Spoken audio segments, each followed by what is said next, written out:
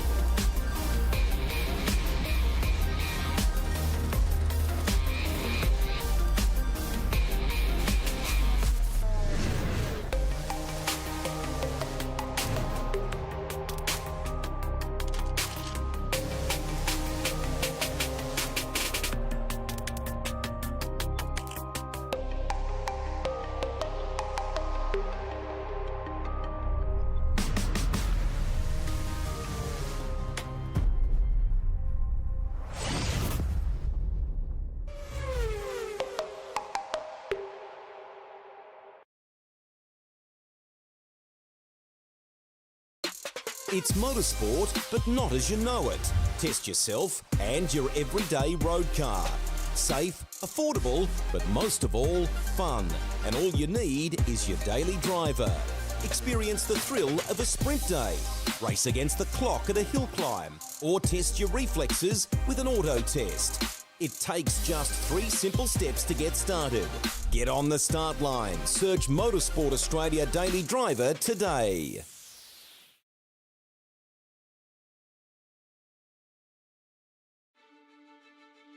It's been 3 weeks since our last round. It's been 3 weeks of tinkering around with cars, the way that they react with damage, the way that they perform on the long run, and it's been 3 weeks since we've seen the Logitech Pro Invitational drivers take to a racing circuit. The big key, though, we're back. We're back at one of the historic racing circuits, and I tell you what, round number 6 from Elkhart Lake, as it used to be known, now known as Road America. IndyCar goes here. Scott McLaughlin's had a few laps of this place in his time in an IndyCar, but tonight it's V8 Supercars time, and I tell you what, Sam, man, this place, it's nearly on the same level as all the Australian tracks with the level of history, moments, and drama.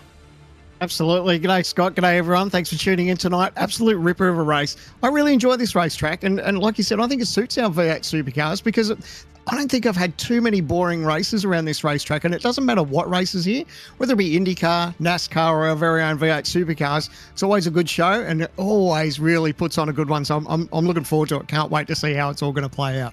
That's it. We talked a lot about the new damage model. This will be your first opportunity to witness it out there and in action. Watkins Glen, well, there was a lot of safety car action that went on over there, and the new damage model, it's continuing a little bit of a tinkering with it this week. It should be slightly less fragile. There should be a slight few changes to the way it interacts in terms of the way that the tyres and everything else is handling. So that'll be in the back of everyone's minds. One of the big things that's in every minds is the silly season. It's never quite done as it stands in terms of esports. There's been some more shuffling again, but it's esports, it's sim racing. That's just part and parcel of going racing these days, isn't it? A lot of changes.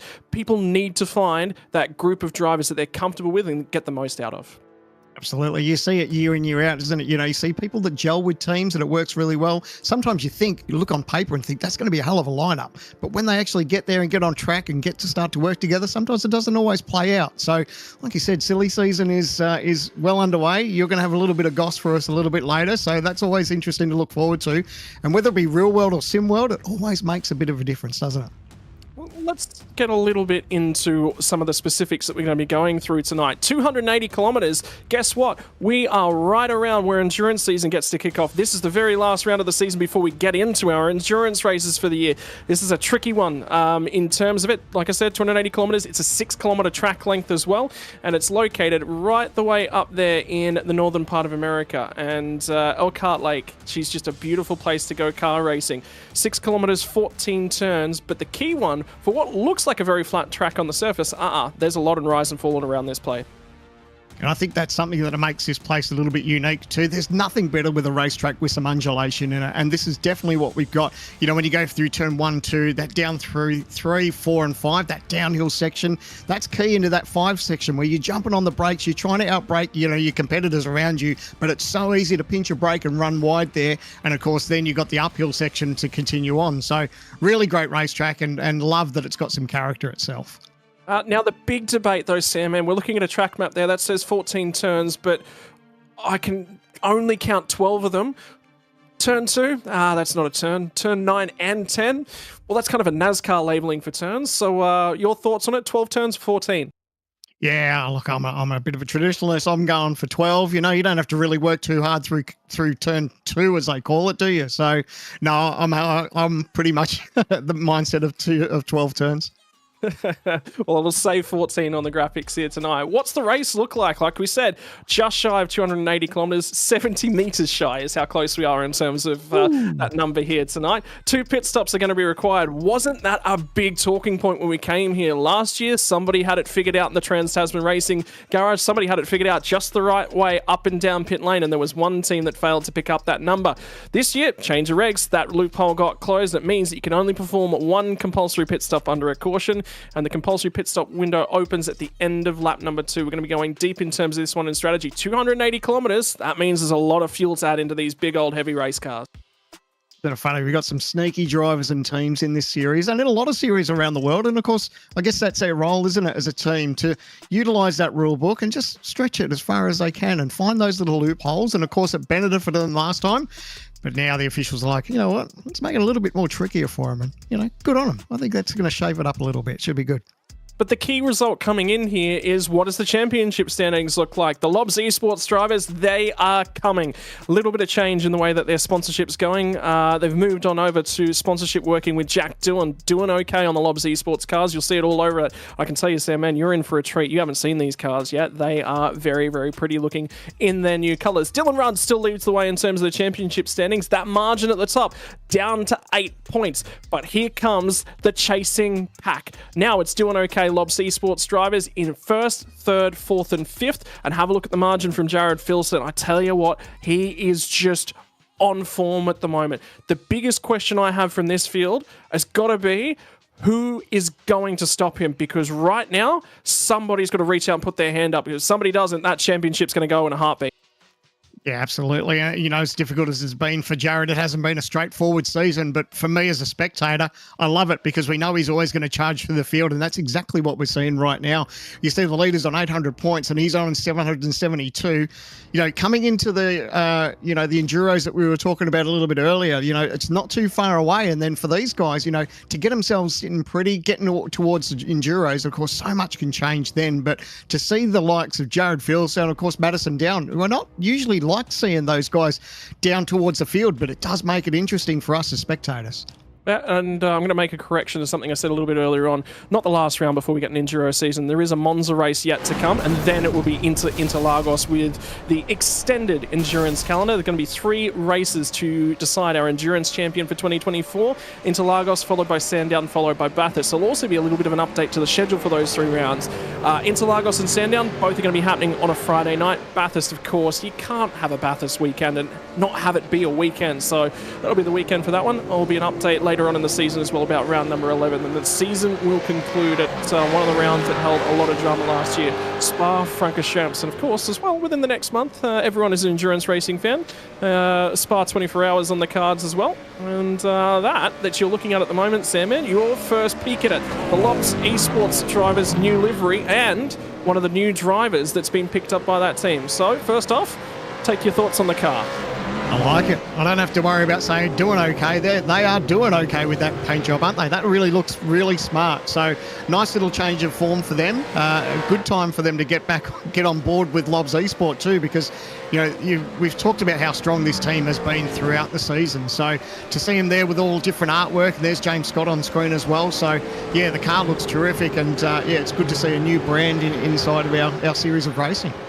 And an opportunity as well. It's Jack Doohan, with his opportunities internationally, another big name. We've already mentioned that Van Gisbergen's in there participating with these guys. Whilst he's over in the US and doing his own NASCAR duties, he's still participating, he's still keeping up with the team. They've got so much potential, so much of a knowledge base to lean on in terms of things. Then you bring into that picture Andrew Gilliam, who's an engineer in real life. Guy works on cars, works on setups, works on all of these little bits and pieces. And Gilliam's coming to the fore a little bit as well. I got to talk to him a couple of weeks ago, and he said, last year I was just looking for a couple of results when I had the time to actually put in. This year, he's had the time to invest. Have a look at the round at Jerez. Do you remember that phenomenal drive to get to 3rd place and the battle between himself and Marcelo Rivera? It's amazing, and we are incredibly lucky, and I think a lot of us take it for granted a little bit.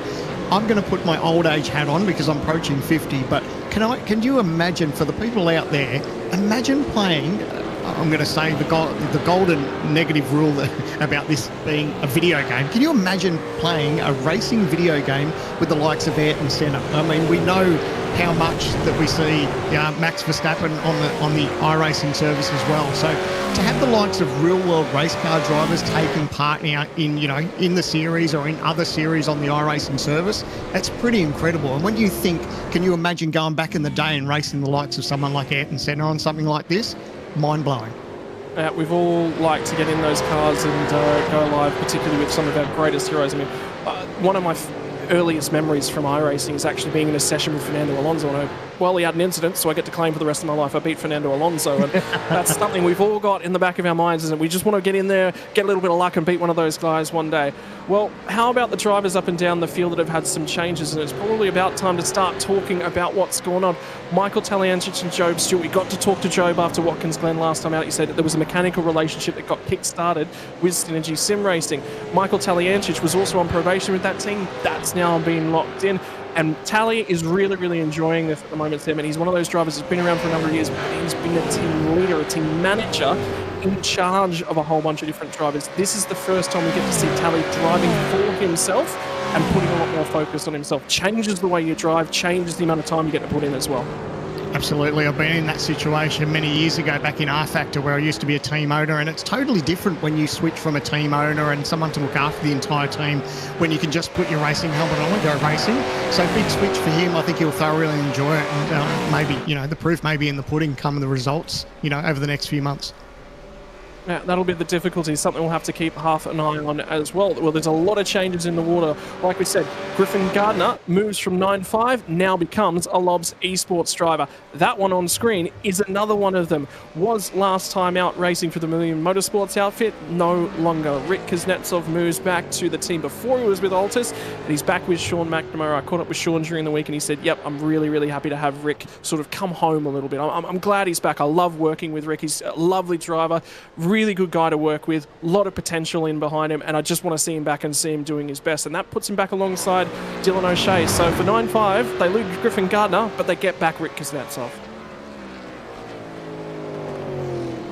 and the shuffles that's going to be going on up and down the field. And this will be a driver that we'll be checking in with throughout things. Hayden Veld, when he started the season off, he had one goal in mind for 2024, and that was to finish 27th at Road America. Well, tonight for Hayden Veld, all the questions will get answered. Will his season be decided right here? Will he succeed in finishing precisely 27th? Will he beat that marker, or will he fall by the wayside? Sandman, your thoughts on that stat? I love it. Good on him. He's got a goal there, 27th at Road America. But now that it's on the World Wide Web, we're going to be following that with a fine-tooth comb now, just to see how he pulls up for tonight. But good on him. It's not the stat that I was expecting. You normally hear someone say, "Yeah, I wouldn't mind a podium" or something like that. But he's just boldly put 27th. Why not? Hey, man, I think it's setting expectations. He went, okay, so yeah, top 20, top 10. Yeah, it's probably on the cards. Well, think about Robbie Gibbs back at the start of the season. Won a race. That was probably never on his bingo card list for 2024. It would have been I'd like that to happen. It wasn't out there. Well, Hayden Veld had one goal and one goal in mind. Tonight, he'll get to decide that. But before we get there, the most important thing, and you would have seen a lot of fog in that practice session. The fog has now fallen off the circuit. Ladies and gentlemen, it's time for qualifying for the Logitech Pro Invitational from Road America for 2024. And the benefit here, Sandman, after a couple of shorter tracks is we're back to a longer lap. A 2-minute lap time means that there is ample opportunity for people to find that space they're looking for. Yeah, and I love that. And not just that, but I just love the nature of this racetrack. Having a big, fast-flowing racetrack, it does make you think about what you need to do on the night because, you know, if you get 3/4 away or you get a couple of corners into this lap and you make a mistake, it's a long trek all the way back round to pit lane, decide to put on a fresh set of boots and go again. So that really starts to become a factor for these longer racetracks when you know you've only got, you know, a 20-minute session to get the job done.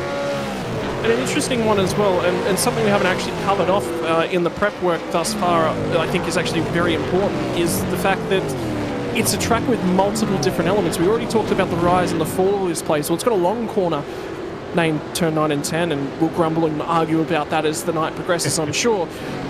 But it's got a lot of left-hand, right-hand, 90-degree corners, a little bit akin to a street circuit. It's got a long straight, but it's got a long straight with a kink in it. So you're going to have a car that rotates really nicely. We're actually coming up to the carousel right now. This is Turn 9.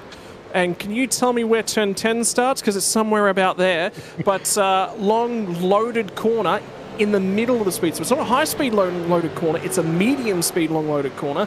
Then there's the kink on the back straight. And you've got to get this right, because if you miss it and the car has a wiggle, look how close that fence is out the other side.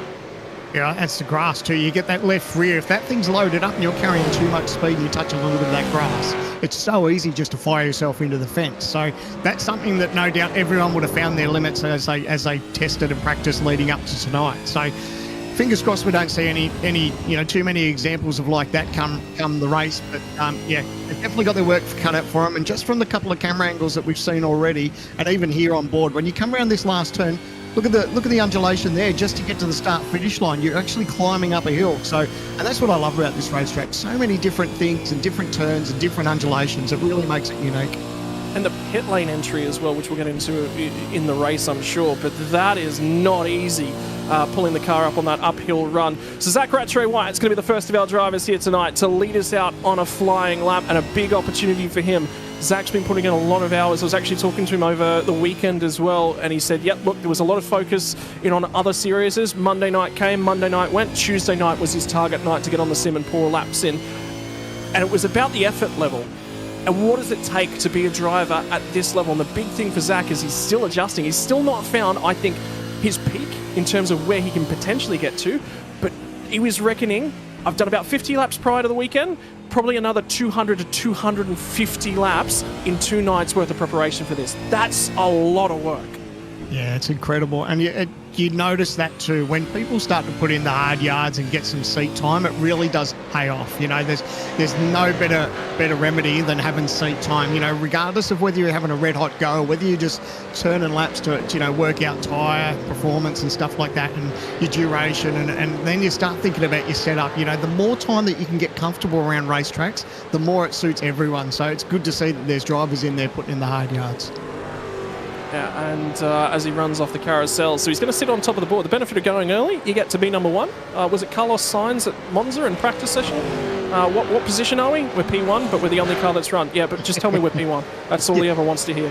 Let me enjoy it. That's exactly right. New livery, a little bit of a sponsor change, a little bit of a tweak for the Vermilion cars as well, and new colours. And already the first little notification coming through from race control as well.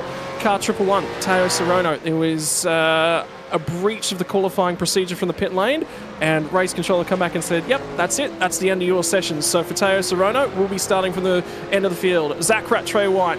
What's his lap time going to be when he gets to the start-finish line? He'll be the first driver to set a time, and look at the elevation change as they run out of the last corner. And for Rattray White, his time in practice with a 204.677. Track temps climbed a little bit, 205.615. And there was a lot of wiggling in that car that I noticed there, Sandman, early on in that lap. And they always talk about heating the tyre. I wonder whether or not he used up a little bit of rubber too early. Yeah, quite possibly, and that's so easy to do, isn't it? So, and it's easy to get ahead of yourself. You know, you're the first car out. You're probably not judging yourself on anyone around you, obviously, because you've got some clear racetrack. So, easy to do, but the good thing for him is there's still plenty of time in the session to get back and have another red hot go at it. And the thing that'll work in his favour too is that now that we see the likes of Jared Vilsel's put down a 204 along with James Scott, that'll give him a little bit of a benchmark as well. We've seen Madison Down, he's fighting the pit lane and hasn't even put down a time yet. So he may have gotten off track. Actually, there's a couple of TTR cars. So I wonder if there was a little bit of strategy there, or they both just made a whoopsie themselves.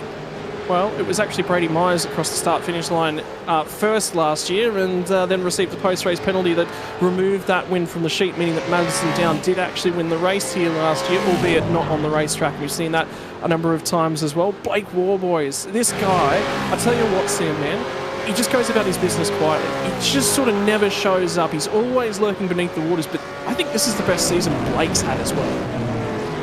Not too bad, is it, though, when you can see that, you know, he's obviously getting the job done, and if you're not making too many waves and fly under the radar, sometimes that can work in your advantage too, because you get a lot of drivers that are really known in the sport, and the focus probably turns to them a little bit too much. So if you can sneak under the radar and get the job done, I reckon you can catch a few people with your pants down. So I reckon that's not a bad effort for him. I think one of the key factors is when you look at him mechanically, who else has he got to work with? There is a little bit of engineering around him, but in terms of the WKMP outfit, they don't necessarily. Blake's about the only driver of note from that team, which makes it more difficult. You can't bounce ideas, you can't look at somebody else's data, you can't improve yourself based upon that.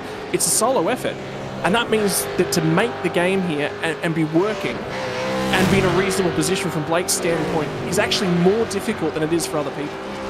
Yeah, it is tricky when you don't have another driver as such to bounce those ideas off. It's easy to have sort of, you know, people in the know that, you know, may be part of a team or something. But if you've got a driver that are actually used to, you know, getting a feel for the race car and what some of those changes do, it does make it a lot easier to bounce those ideas off another driver as such. So that's a little bit tricky, but, you know, I've been in a situation too where I've been caught up in someone else's setup as such, knowing that they can drive it, but you've still got to tweak it to make you drive yourself. And point in case with the team on screen at the moment, TTR, I've been with TTR for many, many years and had the luxury of having access to Madison Down setups. And yes, he can drive them, but I need to make them a little bit different to suit my driving style. But it's like you said, it's never easy when you're by yourself. Yeah, well, actually, I asked him that at one point on a podcast. Actually, you might have been on that podcast at some point in time as well. We got to talk a lot of different and interesting things. But the key he said was he's been approached about that a lot of times. Oh, Madison, your setups aren't really all that good. His first response always was, it's nothing to do with the setup. Trust me, we've tried and we've tried and we've tried. We've thrown different people at it. It's all in the driver's hands. You cannot... you can throw a trash setup at a good driver in this car and they will still get a lot more out of it. Because this car is all about what the driver can do and how they adjust everything that's going on with things. An interesting name, though, that we haven't talked about thus far in terms of the qualifying, jumps to the top of the session. Griffin Gardner, his first ever session with a new team and his first lap puts him to the top of the timing sheets. Now, does that ease your nerves if you're in his shoes, Sandman? Or does that maybe bring the nerves up a little bit? Because all of a sudden you look at that and you go, well, that's a good marker. I think I could do better than that. For me, if that was me, I'd be pretty happier with that. We always talk about getting the job done and putting down a lap first, and then you can work on it through the session. If you put your first banker down and it's top of the timesheets with a brand new team, I'm going, you know what? I've proved to these guys that, you know, I'm one of the right people for the job to be in this seat. So for me, I wouldn't get too caught up in it. I'd be just taking the advantage that, you know what, I've got the job, I've got the hardest part of the job done so far. So now it's time for him just to see if he can sneak and improve on it. Well, coming out of the last corner to start, a flying lap is going to be Madison Down and this crew of cars that did not complete their first flying lap. And there was a few of them that were in this group as well, but Madison's going to be at the head of the chain. And from there, it's going to be Kurt Stenberg in Ford, Ethan Griegolt, and Griegolt's had a tough old year as well, which we'll talk about in a few moments. Scott Gamble with 9.5, Damien Johnson and Brenton Hobson at the back end of the field as well. And again, you weren't here for last round, but the old article curse. Apparently, I can curse hardware, Sandman. So don't ever make me say good things about you. I'll curse your hardware as well. Wow, if I need to slip you $5 just to keep quiet, you let me know, all right? Because I do enjoy getting on the sim every now and then and doing especially some NASCAR stuff, so don't curse my hardware. But I'm looking at this stuff on screen. One of the cars is a little bit sideways there. See what they're doing? They're just punching themselves a little bit of an aero train here. So Madison's got the job there where he's just splitting the air for him. He's got his teammate tucked in behind him, but everyone else there is just trying to make whatever advantage he can there. A couple of them dropped off towards the back there, but there was a 6-7 car, nose to tail draft there down the front straightaway, so it's going to prove that this racetrack is very fast and the aero is key, and if you can sneak a little bit of a draft, that can really translate in the times. Yeah, Ethan Griegolt, we were just talking about him, the amount of unforced errors, and that's what I'm going to say, unforced errors is the big key. Turned in a little bit too early with only a couple laps left to run back at Watkins Glen and broke the right front tyre off. And by the way, that sector time is set in sector number 1, purple for the session. So the group of cars he's getting towed along by right now is supremely good. And tell you what, comparison to Madison Down, who's in this draft train, he beats him in sector number 2. Now 0.3 of a second faster than him on the current lap. How much of that will be down to the tow, though? They've only got one more sector left to run. Everyone else is out of their way, by the way, as well, so nice and convenient. They won't have any traffic to finish this one. In Ford gets a whole bunch of lock-on out of the final corner, and they'll run to the line. Madison Down on his own, punching his own hole in the air. What's the time going to be like as they come to the Road America timing line? He will jump inside the top 10. Griegolt was not good in the final sector, but he will jump all the way up to 4th spot. Phenomenal driving performance, and this is a track, Sandman, a lot of time on the sim, a lot of practice. You expect it's going to be the guys with a lot of history around this place as well.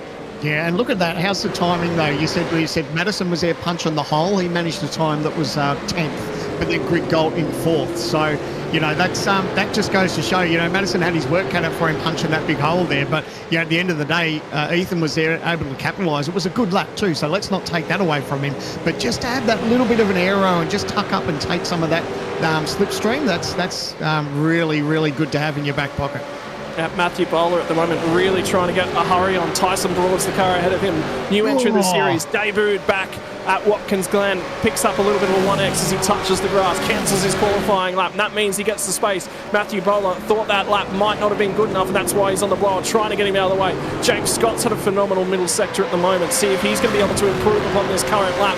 But that's how much Matthew Bowler got held up in the middle of that lap as well, just with a little bit of traffic. Veld's the car in behind him.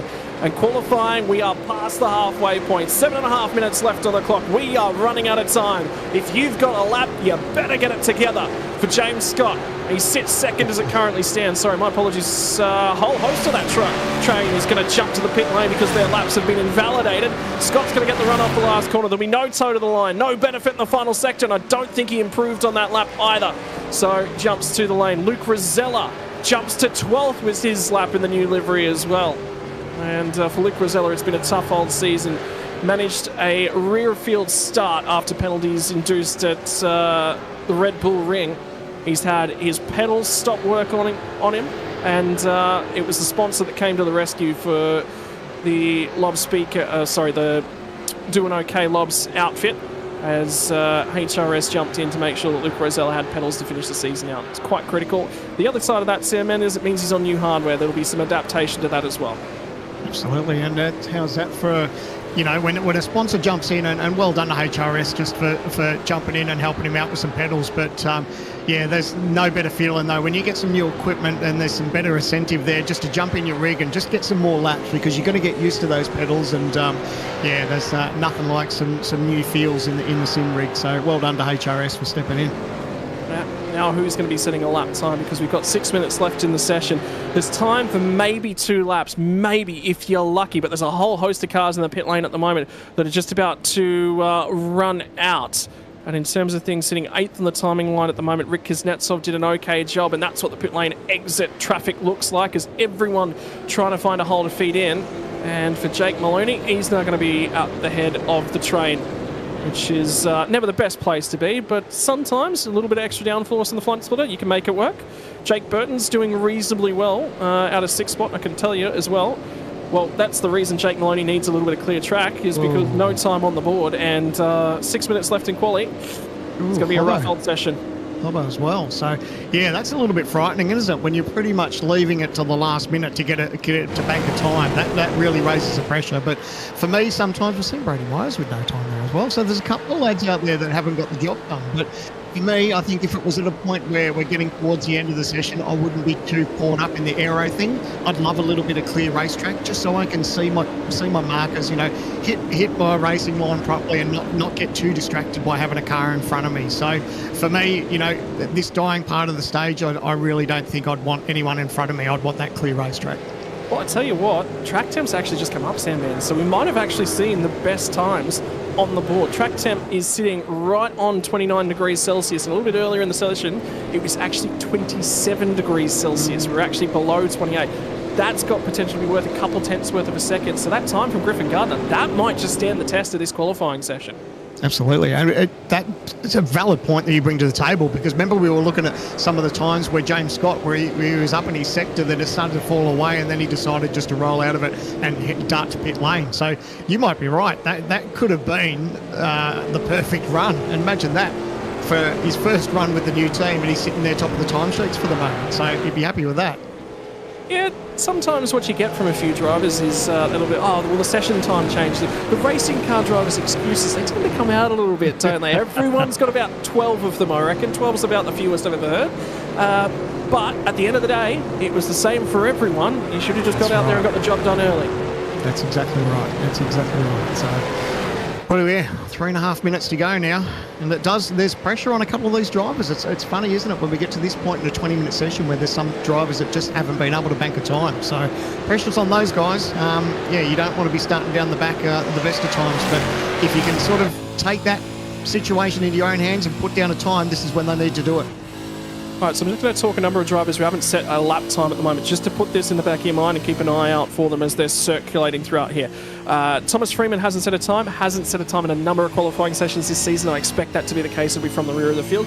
Brenton Hobson, Teo Sorono cannot set a lap time. His qualifying is effectively disqualified from the qualifying session, for lack of a better term.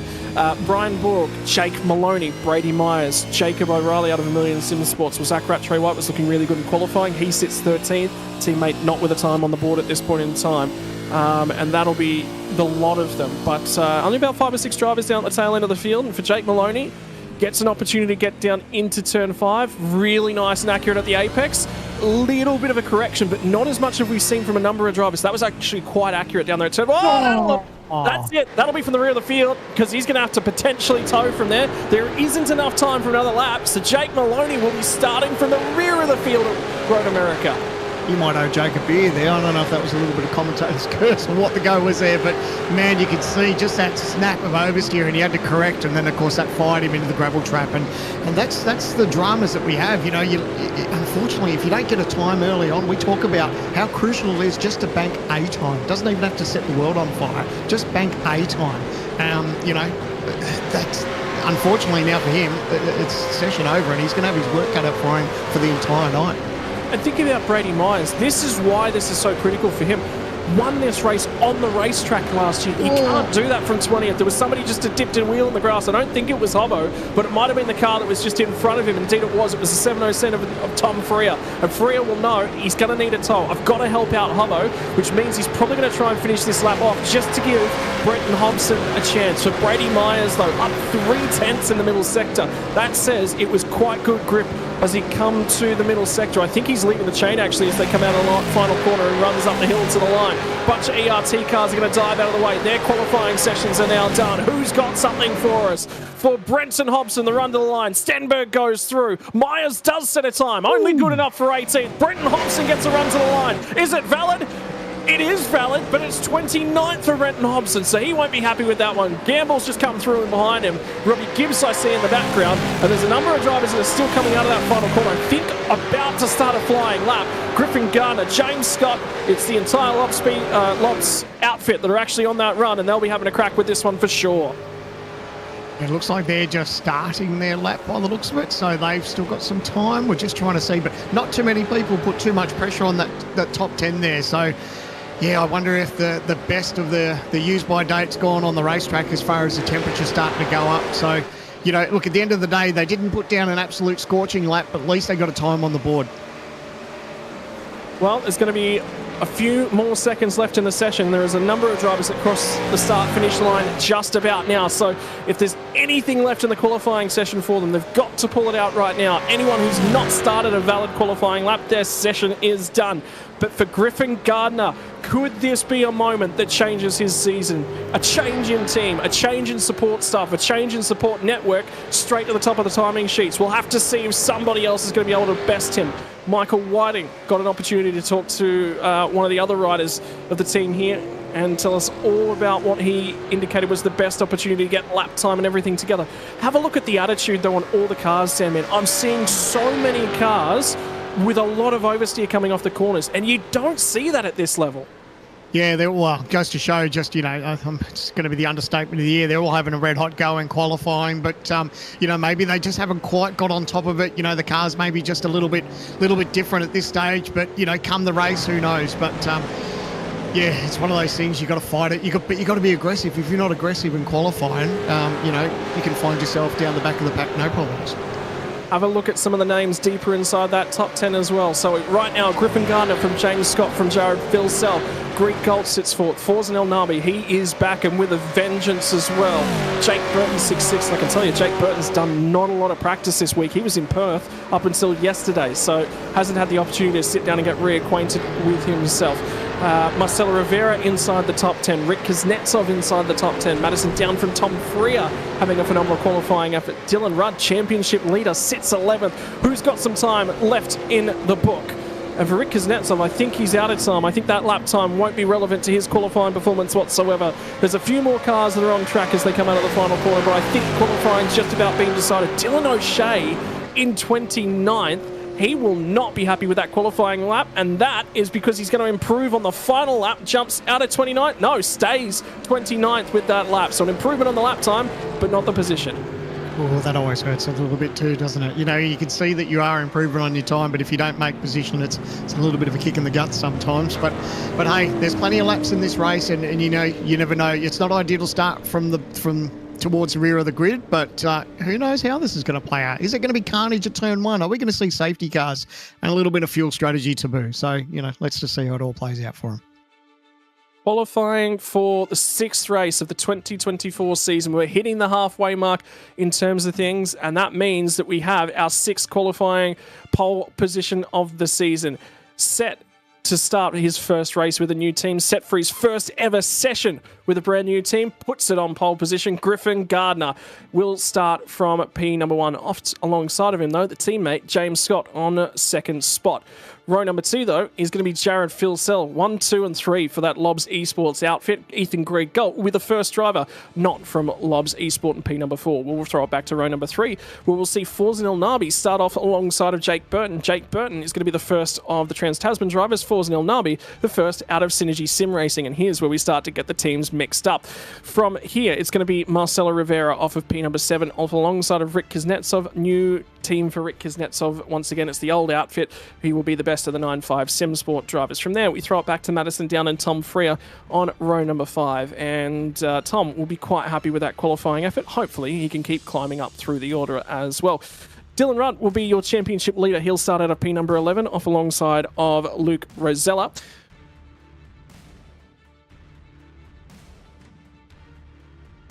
Zachary Rackway White is in 13th and Blake Warboys in 14th. A little bit of a technical issue there, but that's all right.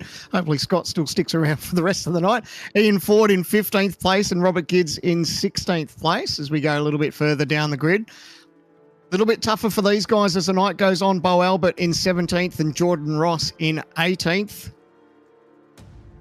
In 19th, Brady Myers, and rounding out your top 20 is Sean McNamara. So these guys will find it difficult at the start. You're going to be on that uphill section for the start line. It always gets a little bit tricky. Matthew Bowler in 21st, Adam Briggs in 22nd. In 23rd, we've got Hayden Veld and Damien Johnston in 24th. And in 25th, Michael Taliachi's got his work cut out for him back there, along with Brady Baldwin too, 25th and 26th back there for the Synergy cars. Kirk Stenberg in 27th for Trans-Tasman Racing, and Luke Mitchison for Synergy Sim Racing, rounding out the 28th position. In 29th, Dylan O'Shea, and rounding out your 30 is Scott Gamble. From here, we'll throw it back to 31st for Andre Youssef and Brenton Hobson, who will not be happy with that qualifying effort, I'm sure. Michael Whiting in 33rd, and Tyson Broad with his best qualifying effort of the season. Jake Maloney will be out of 35th, did manage to get a valid lap time. No, sorry, my apologies. Jake Maloney is the first driver not to set a valid lap time. In alongside of him will be Thomas Freeman. From 37th and 38th will be Teo Serrano and Brian Borg.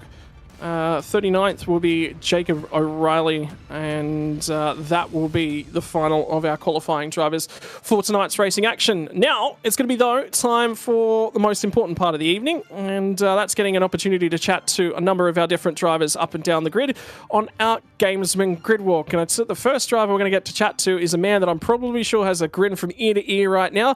Griffin Gardner, the first part of your job is done. New team, new effort, new outing, and you stuck it on pole position. Great lap. How's the confidence levels right now? Yeah, thanks, mate. Obviously, a good start to the night. Just got to keep a level head from here and hopefully have a good race. But fuel and draft's probably going to keep it pretty tight, so it'll be interesting. Mate, new outfit, little bit of changing in behind the scenes. How do you think you're adapting and changing? Obviously, the lap is good to start off. That's a great first little note. But how are you adjusting to being around a new group of people? Yeah, it's obviously a new environment, learning how the Lobs guys do things, which it's been really interesting, and just getting to go back to learning off guys that have been faster than you, and getting to see the data and just picking up things that I need to improve on.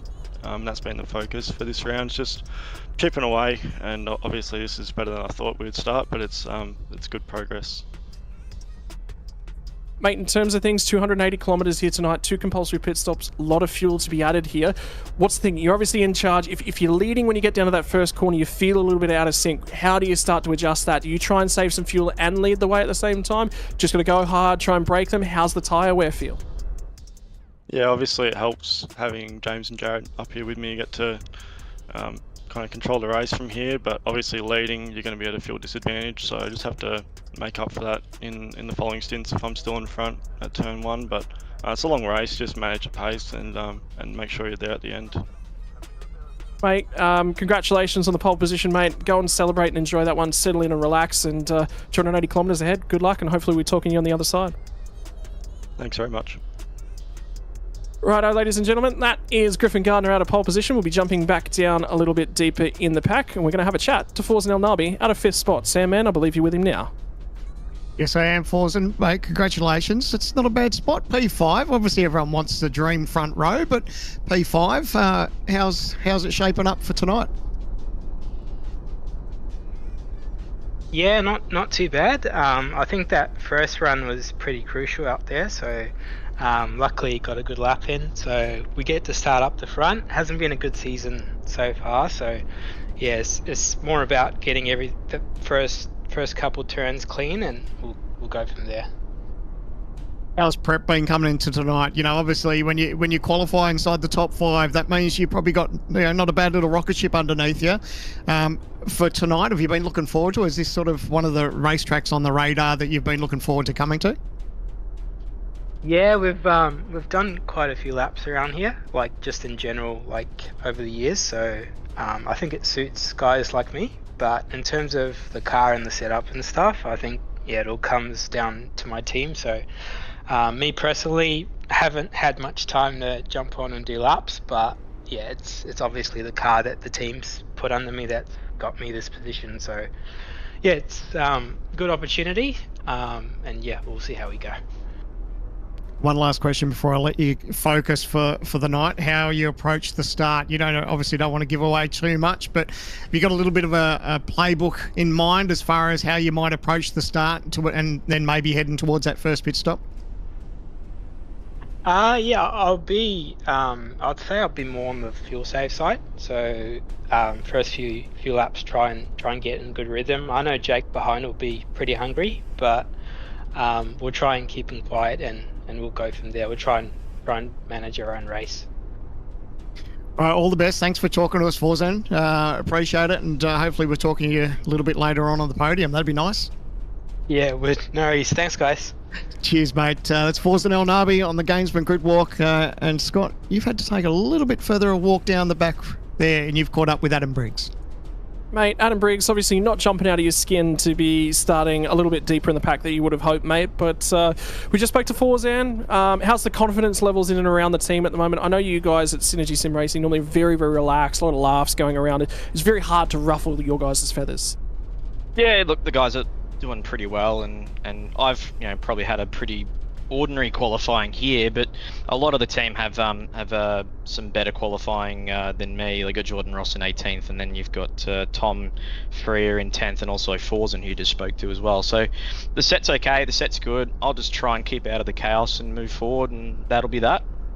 Mate, how's the adaptation go? Because there's a lot being spoken about the new damage model in the cars.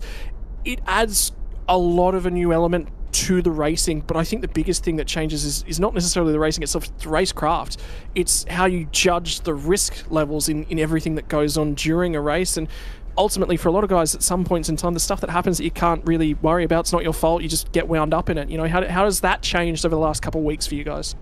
I don't think it changes much at all, to be honest. The aim of the game is you can't win if you're crashing, so you try not to crash, and that's the same whether it's this damage model or the previous damage model.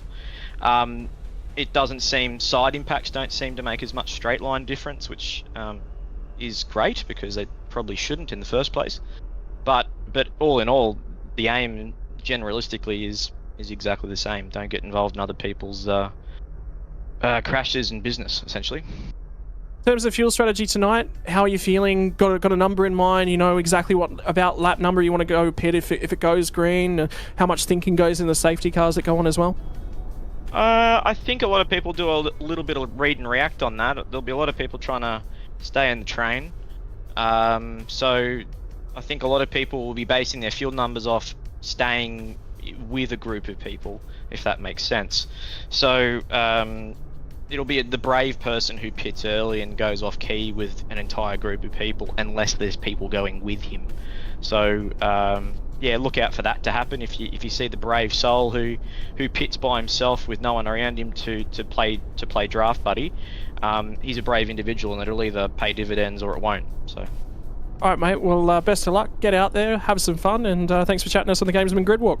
You're most welcome. Have a good evening. Always love chatting to Briggs. He's a polite fella. He's got a little bit of humour in him when you get him alone and you get him chatting away from a webcam. Is the big thing I'd say about him. He's a funny guy to talk to, isn't he? And always good, obviously there's always a little bit of nerves for everyone. At the start of a race, you don't know how the start's going to play out. You don't want to do anything silly or get caught up in anything silly. So, yeah, he's good to chat to and good to see he's so calm. Righto, ladies and gentlemen, I want to know who you guys are going to pick now for your race winner. We're about to have a little bit of a debate we're about to have a think about who we think is going to win this race, but I also want to hear from every one of our fans around the chat. There's been so many changes going on in the last month in terms of the supercar field. Sandman, have you had some time to think about it? Do you think it's going to be that 93 machine? Yeah, I think I'm going to go with his teammate 94. How hard is it to go past Jared Filsell? He's in a league of his own at the moment. I'm going to back Griffin in. I think he's out of position in terms of strategy. I think he put a lot in that, but I'm going to back him in. I think he's got a chance to win this one tonight. Well, ladies and gents, we are going to find out after 279 kilometres and 93 metres. We are going to find ourselves a race winner. 279 kilometres, and 930 meters. My apologies. There's 70 meters shy. We are at that 180th kilometer. The revs are going to start to rise from Road America. We have got 43 laps to bring us to conclusion, and Griffin Gardner stalled the car off the grid. He's gone backwards straight away, and Marcelo Rivera's had a huge incident with him, so it hasn't lasted very long at all. There's now going to be a scramble in the pack. The 088 machine leads us down to turn number 1, and it did not take long at all for the drama, the trials, and the tribulations to kick off. Oh, that could have been an absolute monumental disaster for the whole field, but thankfully they've managed to get away. A little bit of contact, just didn't quite get the start. Whether he bogged it down, whether he stalled it, we didn't quite see, but unfortunately just didn't get the start he needed, and I'm just going to put him on the back foot at the moment. And the big key is how much damage did that do to Marcelo Rivera? That could be race impacting for him. He could be in a world of trouble, or he could be okay. We're just not going to know. And that new damage model, well, Marcelo Rivera's now had a piece of it. When they get down to turn 5, there's a few dive bombs throughout the pack. It's just about 2 by 2 by 2 as they get down in here. It's this next corner when they crest the hill, though. You need to about sort it out when you get to the crest of the hill. Then it starts to snake out, single file out, and the opportunities to start to make your way throughout the field. Ethan Greengold's had a reasonable getaway, slots himself in a P3. It was going to be James Scott from Jared, Phil Sell, and Forza Nalnami, Jake Burton round out your top 5. But how about Madison down 9th on the grid? He sits 6th. Yeah, capitalise on that. But, oh, man, isn't that heartbreaking? When there's a bit of a start line drama there, sometimes you're just in the wrong position at the wrong time. You can have absolutely nothing to do with it. And we're just hoping that there's not too much damage to either car, especially Marcelo. If he went into the tail of him, you know, that could be crucial. And exactly what we've just been talking about with the new damage model. So, wow, it'd be interesting to see just what happened to the start there. It's not often we see a huge start line drama like that, but thankfully, I mean, it could have been a lot worse. It was so being right at the front of the field, that could have involved so many more cars. Well, we didn't wait long to get into the original Game of Gear replay, and that's it. It lurched, it stalled, it lurched. He managed to clutch kick. I don't know how he restarted that car, but what I have heard already, and an update on this one coming out of Evolution Racing Team, the straight line speed on the 21 machine is just about gone. He is going to be a sitting duck in a straight line. He's just going to be drafted past. He's going to have to push on a lot harder than he necessarily wants to. Look at that hit. That's a monstrous hit. Yeah, he zigged when he should have zagged. It's just one of those, but it's easy when you're sitting on top of the roof cam and you know exactly how it's going to play out. Different story when you're in the cockpit and the nerves are there and you don't know what's going to happen. So it was definitely not intentional. It was just really, really bad luck. And to lose that straight line speed, that's going to be absolutely murderous for him. Well, Griffin Gardner led off the start-finish line. He sits 10th now, so a little bit of work for him to do. He's lost 9 spots. Zach Rattray-White actually just in behind him. And Blake Warboys dives it down the inside of Luke Rosella. A little bit of hip and shoulder. Doesn't quite get that move done. Now Rosella's going to get the drive up the hill underneath the Corvette bridge at turn 6. And Rosella tries to go the long way around. Now it'll become the inside when they get to turn number 7. Still not done. Now it's finally done. And are they going to be able to settle back in? It's Robbie Gibbs we're right on board with now. We're down in 14th. And here goes Warboys once again. Slides it back down the inside. So he is on a mission. Blake Warboys gets that one done. And that took a long time to resolve itself. Yeah, that was cool. I love that braking zone manoeuvre if you can get the job done up the inside. Thankfully, both drivers gave each other a little bit of take. You know, Max Verstappen could probably read a little bit out of that playbook. But at the end of the day, they both got through there and they can both push on. That was a good, nice, clean move. Now, what's the games look like up at the front of the field? Because if you're Jared Philsell, you might be your teammate in front of you, but I guarantee you, he'll probably not be wanting to lead the way. Remember back to Jerez, that overtake coming out of the pit lane? That was supreme. What about Ethan Greengold? How close can he stay to the front end of this battle pack as well? And Forza Navi has been out of it for a little bit of a while. We haven't seen the best out of the Synergy Sim Racing driver. Tonight, for Forzan, represents an opportunity. Remember him in the fight back at Sebring at the start of the season as well. Look who looks racy behind him too. That's Jake Burton. You touched on that Jake didn't get a lot of time in the sim leading up to this one. So to be sitting P5 at the moment here on the end of lap 2, I reckon he'd be pretty happy with the moment because he's actually right in touch and looking quite pacey. He's actually going to put a move here up the inside of Forzan. Gets the job done, and you know what? Forzan's just going to go, you know what? Let you go. So you go. I'll now duck in and stay behind the draft there and just save what fuel I can. And I reckon that's exactly what Jared's mindset is too, to save fuel. Another replay is going to tell us something that's happened a little bit deeper in the pack. Is that Jake Maloney it is, and Michael Taliancic that are going side by side as they run down the carousel. brilliant fighting between these guys. And remember, for Bloney, no qualifying lap set in, so he's having to charge through the field. Talianchitz gets it back at the middle of the corner, but it's the good old crisscross. And now the run to the kink, side by side at the kink at Road America. Tally elects to hang it out and around the outside and on the grass as well. Wow, lucky. We spoke of that in quality about how easy it is just to run wide there. He kicked it off the concrete though. Thankfully, he's now able to push on. He has lost a couple of spots from it, but thankfully he's still got a straight race car as this battle goes on in the replay. How good was that?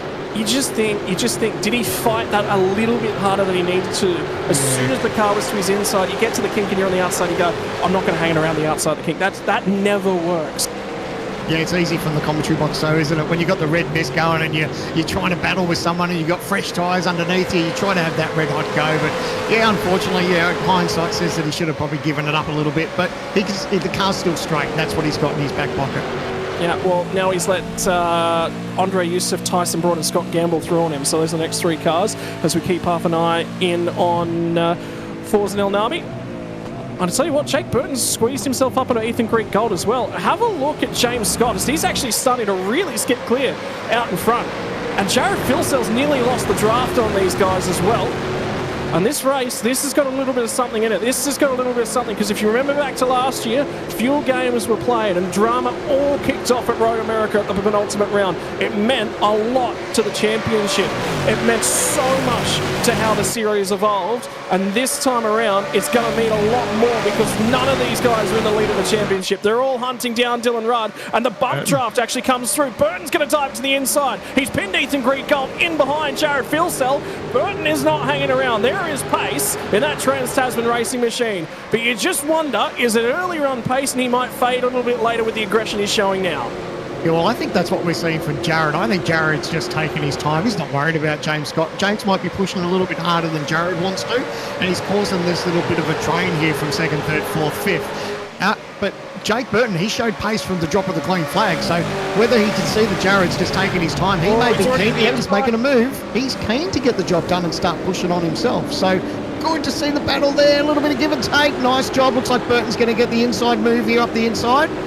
And he'll clear Jared, but then it's like a little bit of a train too, because someone's there following through. Jared hasn't given up though. Look at him go. He's still going to fight him though.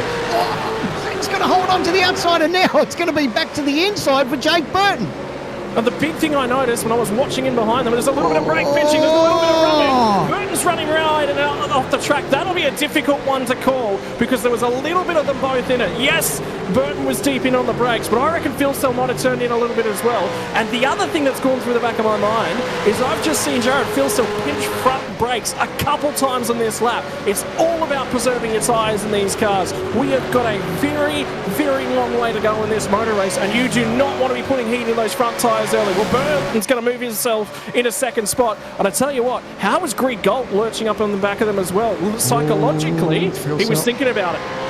Filsell got the move there on down 2. They're going to still fight it out. But in that replay, you could see that Jared was hard on the brakes because the discs were glowing. So he was having a red hot go there. So, but you know who's loving this? It's James Scott. He looks at his mirror and goes, you know what? I could cruise a little bit here, boys. I got myself 2.5 seconds up my sleeve. Well, it's all starting to kick off in the early phases of this race. This is the run down at turn number 5. And keep your eye on the 94 machine. No, sorry, my apologies. That's later in the lap. That's down at turn 8, and that's the contact. Yeah. And I think Burton's missed the apex there and run a little bit wide. Yeah, stewards might want to just have a little look at that. But then, again, we'll leave that up to them. So there was a little bit of door-to-door action there. Oh, and the battle still hasn't stopped here between Down and Filsell. So Filsell got the job done on Down, and now Down's got him back. So these guys are getting quite racy here. And Rick says, oh, he's not going to try 2 for 1. He pulls it up, doesn't make contact. It was a nice, clean move, but, man, that got Jared's attention. Well, and now they're all draft trained on the right-hand side. Driver's right-hand side of the road. Now it's all going to split out. It's 2 by 2 as they run through. Dylan Rudd senses an opportunity. And think about things from Dylan Rudd's perspective. He's leading the championship. So any positions he finishes ahead of Jared Filsell is gains that he's making in the championship. The teammates go side by side down at turn number 5. And Road America caused a bunch of drama, caused a bunch of things to start to burn up last year. And I just wonder if 2 years in a row, this track might start to decide the championship in the back half of this year. Absolutely. The track hasn't let us down in previous years, and it's definitely not done tonight so far. It's only lap 5, and so much has played out. People are making moves that, maybe are a little bit early, but the nature of this racetrack is that you just really want to stay in touch with everyone, and I guess there's a little bit of nose to tail for the entire field there, but James Scott's got himself that little bit of clear air, and he just starts to focus on his own race now, because he doesn't have to worry about sort of the pressure that he's got from behind. He can conserve fuel, roll out of it, look after his tyres, and then he just hears on the radio about all this kerfuffle that's going back. Not long ago, it was Jared Philsell almost thinking about making a move on James Scott. Jared's now finds himself back in 7th. And think about that for Jared Philsell as well. If he'd never made that move, if he'd have been a little bit aggressive, it would have been on a teammate, but he'd be out of this. It would be James Scott dealing with that. Now he's got to refocus. Now he's got to resettle, and the best drivers will always tend to do that one as well. Something else I was hearing when they were side by side was a lot of fuel. So even though they were fighting each other, that clutch was getting engaged. They were trying to save every skerrick of fuel they possibly can. So they might be fighting hard, but there is some strategy games that's being played in the background as well. Look at that margin, though. Look at that margin for James Scott. And this changes the script. We were talking to a few drivers. They said there might be some fuel saving. Philsell dives it back down the inside of Forza El Nabi, who's gotten a little bit out of sequence in this one as well. So El Nabi now back to 7th. But this changes the game, because if somebody's going clear and they're going hard, they might be able to clear the margin that covers up for that fuel. Yeah, absolutely. And just watching that with Philsell, we said that he's got that one spot. I think he's just going to want to just maybe pick off another couple more, and then he might be quite content just to sort of run.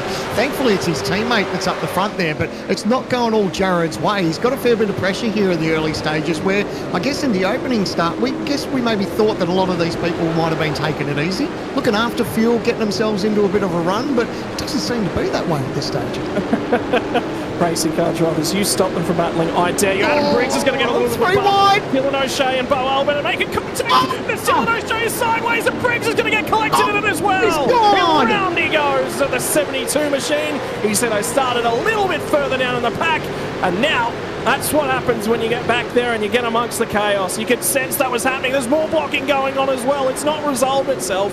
And back here, from about 20th backwards, it's still all kicking off. Another car in the grass as well.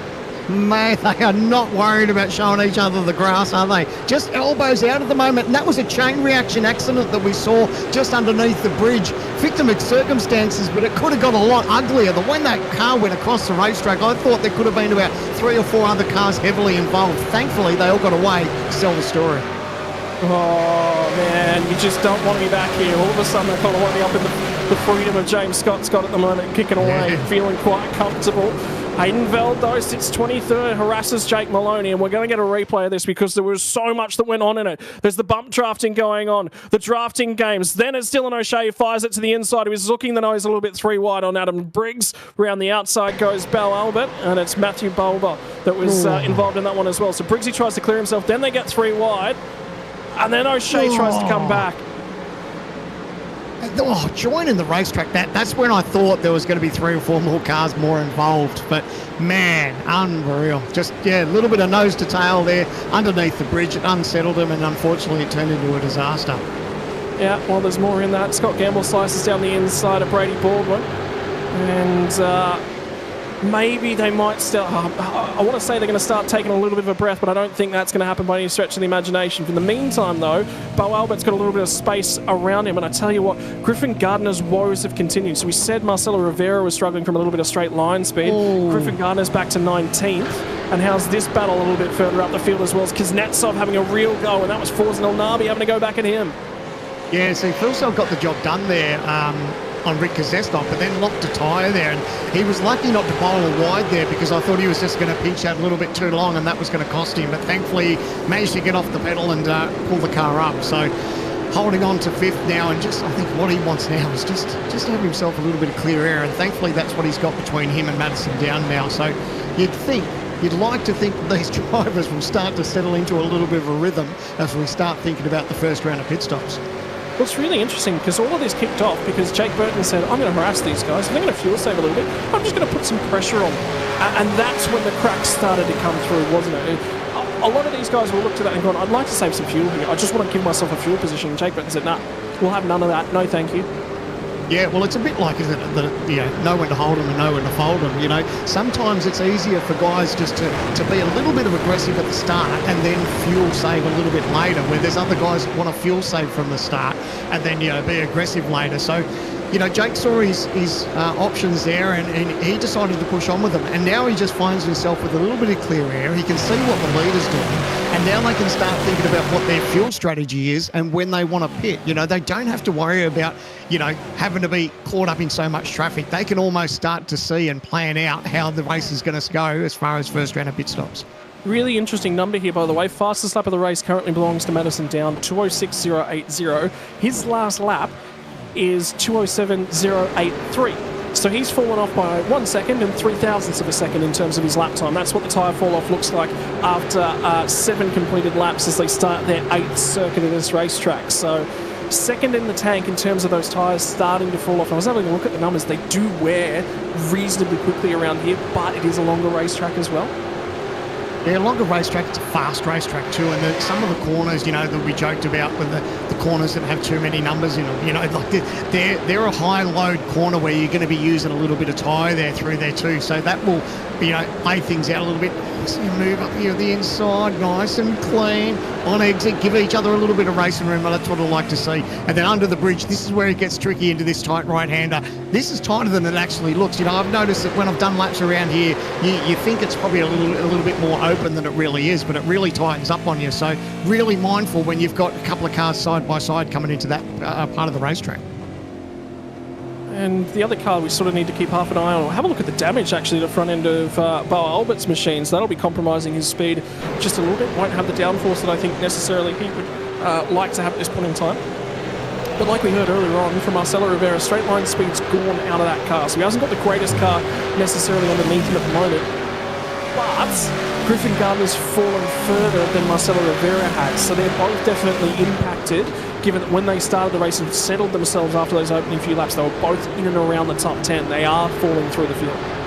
Yeah, it's heartbreaking too, isn't it? When you've got that straight line disadvantage, it's totally on your hands. You're just sort of sitting there and you're mashing that throttle as hard as you can, and she ain't going any faster just because of the aero damage. But thankfully, he's still going. So, I mean, that's the key to take away from it, is that you can bank points. They might not be as many points as what you'd hope at the start of the night, but as we've seen, the way these championships play out, any points is better than no points. Probably worth a little bit of a check-in with our original Gaming Gear hard charger at some point as well, which was Luke Rosella after the last round. So the 55 machine in tonight's racing action, don't forget last time out, had to start from the rear of the field due to penalty points accrued at the Red Bull Ring, and he's just not had it as the greatest season that he's ever had. Started 12th, sits 12th. He's in behind Blake Warboys at the moment, so for Luke Rosella, things aren't looking too bad. He's starting to recover from a shaky start of the season.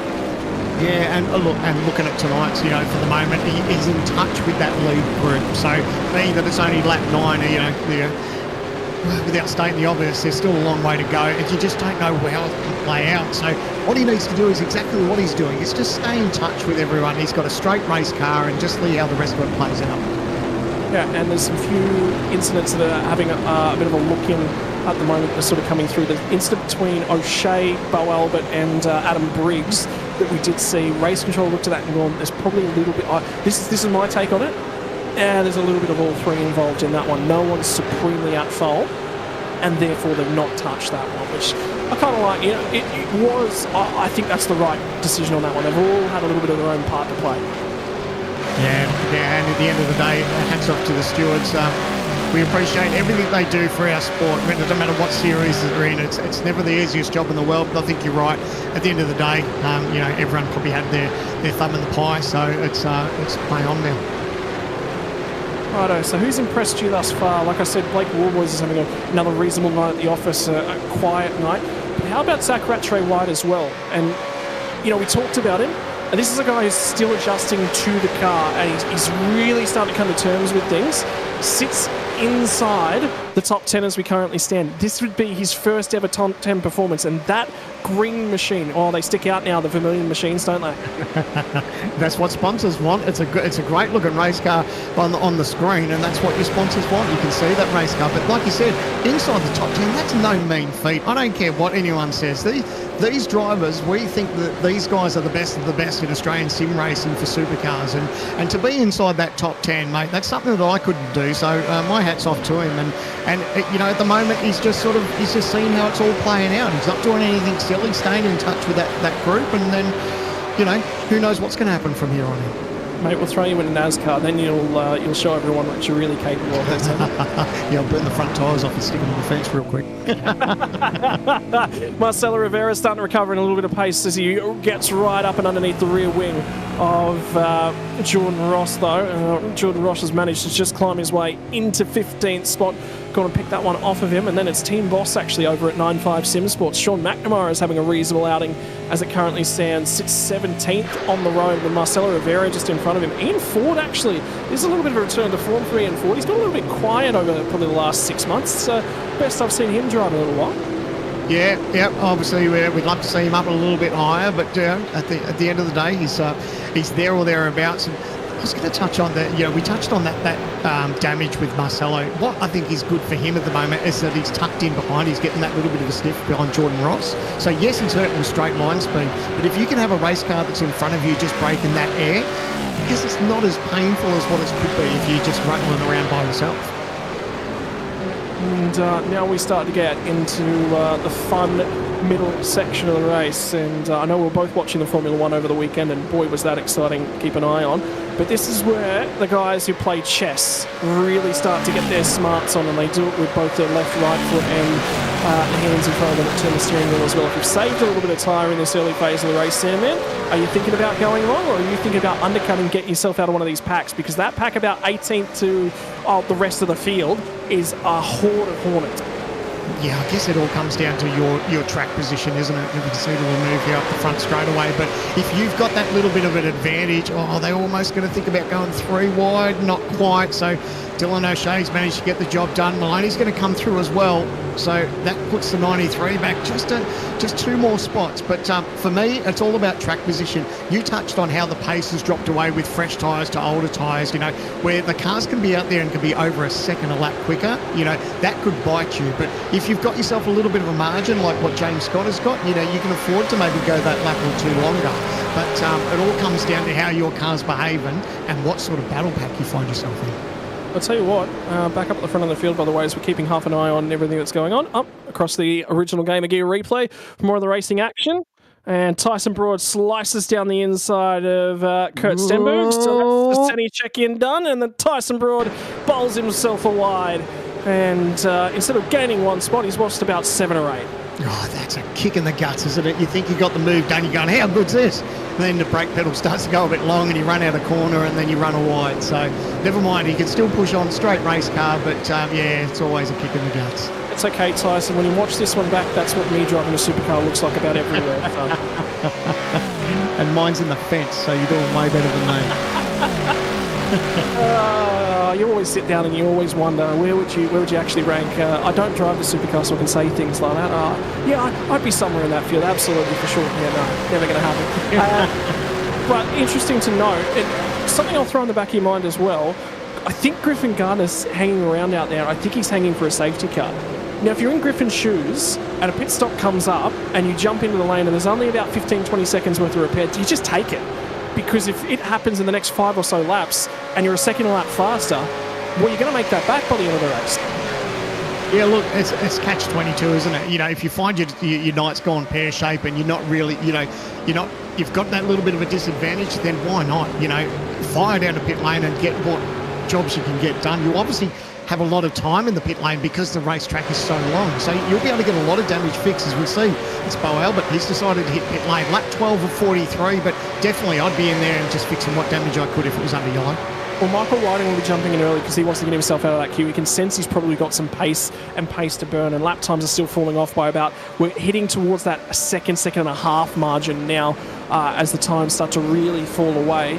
but for Bo Albert, there was damage to that front. The front end of that car was pushed in just a little bit. Blake Warboys dives down the inside, so he's picked himself up another spot, and the ascent through the field is going to continue. Tom Free has also managed to make a spot up on this lap as well. So Zach Rattray-White, the pace in that car is starting to fall away a little bit from him, and he'll fall back outside the top 10 for the first time since lap number 1. So, you know, now it is starting to show, everyone's starting to show their cards a little bit. So Zach Rattray-White, this is where the experienced drivers, and even you would say from a NASCAR perspective, this is where even Formula One perspective, have a look at Oscar Piastri is a perfect example of this. Where the experienced guys make their time is out and out lap speed. Generally, everyone's quite good at hanging on to the tyre. Yeah, well, Daniel Ricciardo hasn't done much this year, but, you know, part and parcel to the race car that he's been given as well. But he's been known to be able to hold on to old tyres, as you know, sometimes better than some of the people around him. So, speaking of gaps and margins, James Scott to Jake Burton. Jake Burton's now got that margin down to 1.7 seconds. So that was creeping out to well over 3 seconds at one stage there. So whether that's just at a point where Jake's like, you know what, I'm probably pitting soon. I'm just going to use up whatever tyre I've got and just push on and see what I can get. Or, you know, is James Scott now decided to save a little bit more fuel, and now he just finds himself just drifting back into Jake? It's just interesting to see how this is playing out. What's interesting, and the other interesting thing about all of this is, out of this front group of guys, Scott's probably the guy that's going to pit first. If you have a look at the trends across the course of the season, TTR run long, ERT are about in the middle, and probably a lap earlier than the ERT drivers as the Lobs guys generally. Particularly the guys up the front. If you have a look at Bowler, Veld, 40, all of those ERT drivers, you see Marcelo Rivera get overtaken by Ian Ford actually at this point in time. They tend to come a little bit early because they're in a pack and they want to differentiate themselves and want to go for a little bit of an undercut. But Ethan's been maybe about right in the middle. He's gone longer than the Lobs guys, I think, on most occasions. I love that drivers and teams do mix up the strategy, because there's nothing worse than follow the leader. I mean, sometimes we find that sometimes the race strategy is everyone has to pit at lap 23 and then again at 42 and something like that. Sometimes, often we'll see a trend like that. But when we get to racetracks where there's a little bit of diversity and someone can do something different, that's what we want to see. We want to see teams roll the dice and actually get that little bit of a gain on that extra fresher tyre, depending on who they're racing against. Sometimes that can make out for really good racing.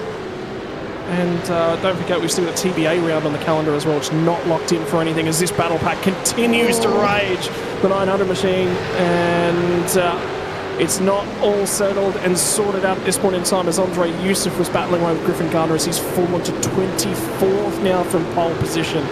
And Damien Johnson was the car that got by him. Scott Gamble's going to line him up and have a go here in a few moments as well. So it's not over. And Gamble's starting to really harass Andre Youssef as well. So it's certainly not over for Griffin Gardner, but he's fallen a long, long way and not done yet. I think that fall is probably going to be to the back end of this pack in a couple laps' time as well. You might be turning into a six-pack for you, I think, buddy. But, mate, unfortunately, put the moggers on him at the start, and it's just gone pear-shaped for him. We were so pumped for him too, you know, to be able to get that result, you know, with the team and everything else. And unfortunately, we've seen it so many times throughout the many years of sim racing. You know, I can think of the time that Madison Down did it on a start-finish straight and unfortunately caused a massive accident. You know, there's so many drivers that happens for, unfortunately, and tonight it was his turn. Luke Mitchinson's going to be one of the first drivers to dive to the lane, and there's going to be Brady Baldwin who comes in out of that pack as well. So that's going to trigger the first round of stops. We have just finished 13 laps when they start the start-finish straight. Cross the start-finish line this time by, and not quite a third of the race distance, just shy of that one actually in terms of a third. But there's only a couple drivers that have pit thus far. Whiting was Bo Albert and Michael Whiting were amongst them. And Stenberg's in the lane now as well, but Kurt Stenberg has some damage towards the tail end. But how good is this climb, though, from Jake Maloney? As he moves his way up into 19th position as it currently stands. So his next target will be Marcelo Rivera. Started for Jake Maloney 35th, currently 16 spots gained on the racetrack. The only downside for him, it looks like the stewards have got him a 5-second penalty too, so... As he had contact with Bowler, so he's going to have to serve that possibly in the lane too. So that's the only check mark against his run at the moment. But like you said, it's good that he's actually getting these positions done. Car looks good, but unfortunately he's got that 5-second penalty hanging over his head. Yeah, it's tough for Jake because he wants to get out there and wants to go racing as well. Back up in that lead pack, Jake Burton, I tell you what, 1.2 seconds now he is behind James Scott. So we are going to see a battle for this lead in the next couple of laps. Does he crack into that draft and then just dive to the lane? Yeah, well, it's one of those things. If Jake's keen to go longer, it depends how he feels behind him. If he catches him pretty quickly and thinks he's got a little bit of pace, then yes, you dive straight to the lane, get on some new tyres, and that fresh tyre advantage will leapfrog him over James Scott. So it depends on how he feels and how quickly he approaches it. We've seen that margin, like we touched on before, drop from just outside of 3 seconds. So to be 1.2 now, he's definitely there or thereabouts. So it'll be playing on his mind, and I guess it comes down to, we'll see another couple of cars driving to the pit lane, but it depends on how much fuel he's got in the tank and if he can go longer. Well, I can tell you, I just went and had a look at what the RPMs are like at the back end of the straight based upon the in-car dashes. James Scott breathed the throttle a little bit at the end of the race. It wasn't a full-on lift, but it was a breathe of the throttle, probably about 20 or 30% out of that throttle at the end of the start-finish straight. I can tell you, Madison down, no lift at all. Yeah, it's a good habit to get into if you find yourself. It's one thing I was never able to do is go fast. Well, I couldn't go fast full stop, but to go fast and save fuel at the same time, that was definitely something that I could not do. That was a real knack. So for these guys to be able to do that, still be pushing on and saving fuel at the same time, I take my hats off to them. But how's the freight train behind though? You know, Jake Burton, Ethan Grigg-Galt, Madison Down, Jared Filsell, Rick Kuznetsov, they're all just there, just waiting to pounce, and they all know that pit stops are just around the corner. Yeah, and that chasing group, it's now got Rick Kuznetsov that's just off the back of it in 6th spot. He's just in that draft at this point in time for Rick Kuznetsov as well. Forza Elnabi, Dylan Rudd, these guys are gone. And then there's a little bit of a gap back to Tom Freer, who's having one of his better nights of the season thus far. Blake Woodward continues that charge to 10th spot and still looking ahead. And for James Scott, 1.2 seconds.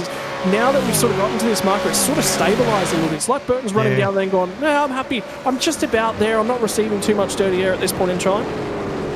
That or James is like, all right, I've saved a fair chunk possibly. I've got him in close. I don't want to get him in too close, and it's nice to have maybe a little bit of margin up your sleeve coming into the pit stops, because we're probably going to see some differences as far as stationary time too, so that's going to play a bit of part, because that swings and roundabouts when it comes round for the second lot of pit stops anyway. But no one out of that front group has decided to peel off this time, as we finished lap 15 of 43. So I'd love to be in the mindset of some of these teams just to see how they're travelling, what's their fuel like, what's their tyre life like, and how far away from pit stops. There's so much to play out.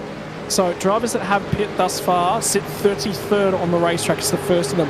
Bo Albert, although I don't think he's filled that car. I think he's taken a really short stop in terms of things. He was about 6 seconds quicker through the lane than Luke Mitchinson. Brady Baldwin was about 2 seconds longer than him again, and Michael Whiting actually matched Brady Baldwin in terms of things. So everyone's changing the amount of fuel that they're adding to these cars. And have a look at the battle as well between Michael Whiting, who's now got Damien Johnson crawling all over the rear end of him. Johnson's just been through the lane. Michael Whiting's got a few laps on these tyres. These guys are going to go side by side. But it's not even a straight this section of the track. Down to Canada corner at the back end of the lap. Turn number 12 gets to the inside. Michael Whiting didn't fight that one too hard.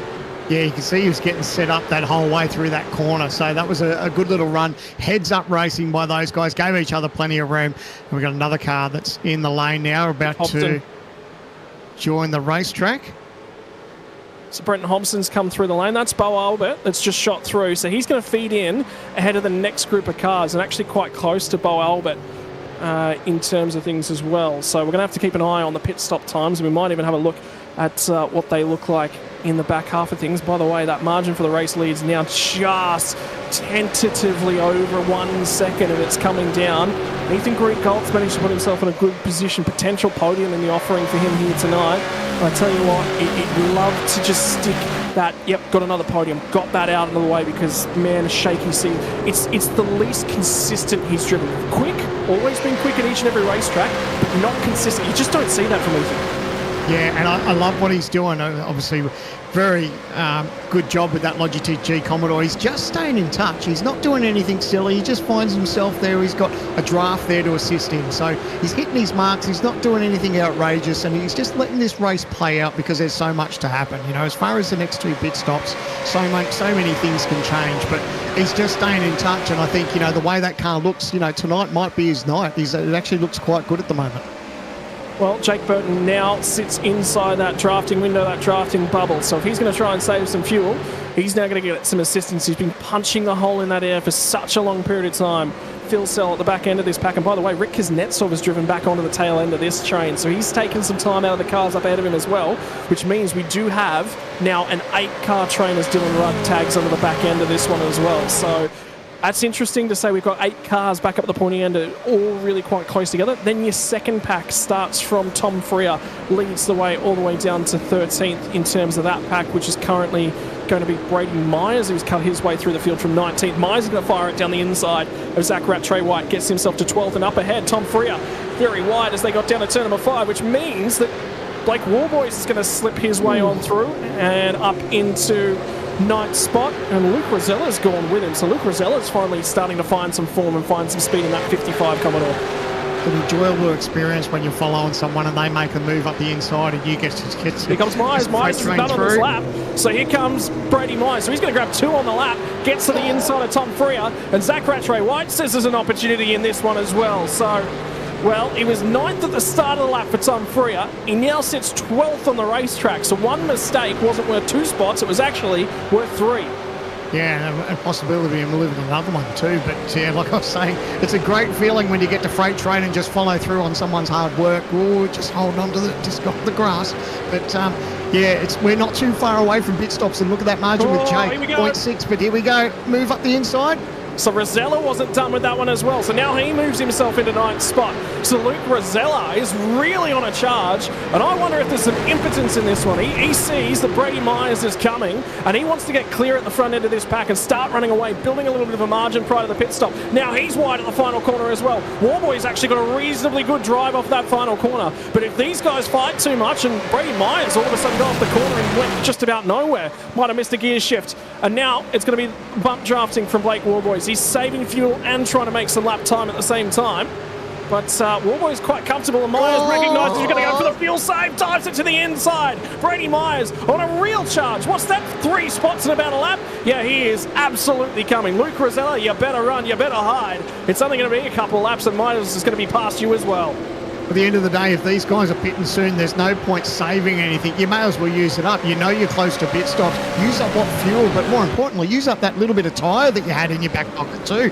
As we check out this lead now, down to 0.3 of a second now. 0.3 of a second for Jake Burton and James Scott. And he's bringing along Greg Gold, Madison Down, James, Jared Philsell. All these guys now are going to be nose to tail. And then we've got them all starting to think about pit stops as well. So much to play out in the next few laps. This is going to get juicy.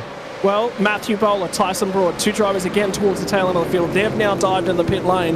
And what's it going to look like in terms of their lap times? Because I think the driver that just shot through was the lead driver amongst the drivers that have taken their pit stop was actually Brenton Hobson. He's just set his fastest lap of the race. He took about 0.7 of a second out of our race leader on that most recent lap. So there is a little bit of pace in the 88 car out of Synergy Sim Racing. Bowler feeds back in and is going to go tight racing, but he will get that car pulled up and he will manage to hang on the spot over Brady Baldwin. So Bowler's going to have to get aggressive on fresh rubber here.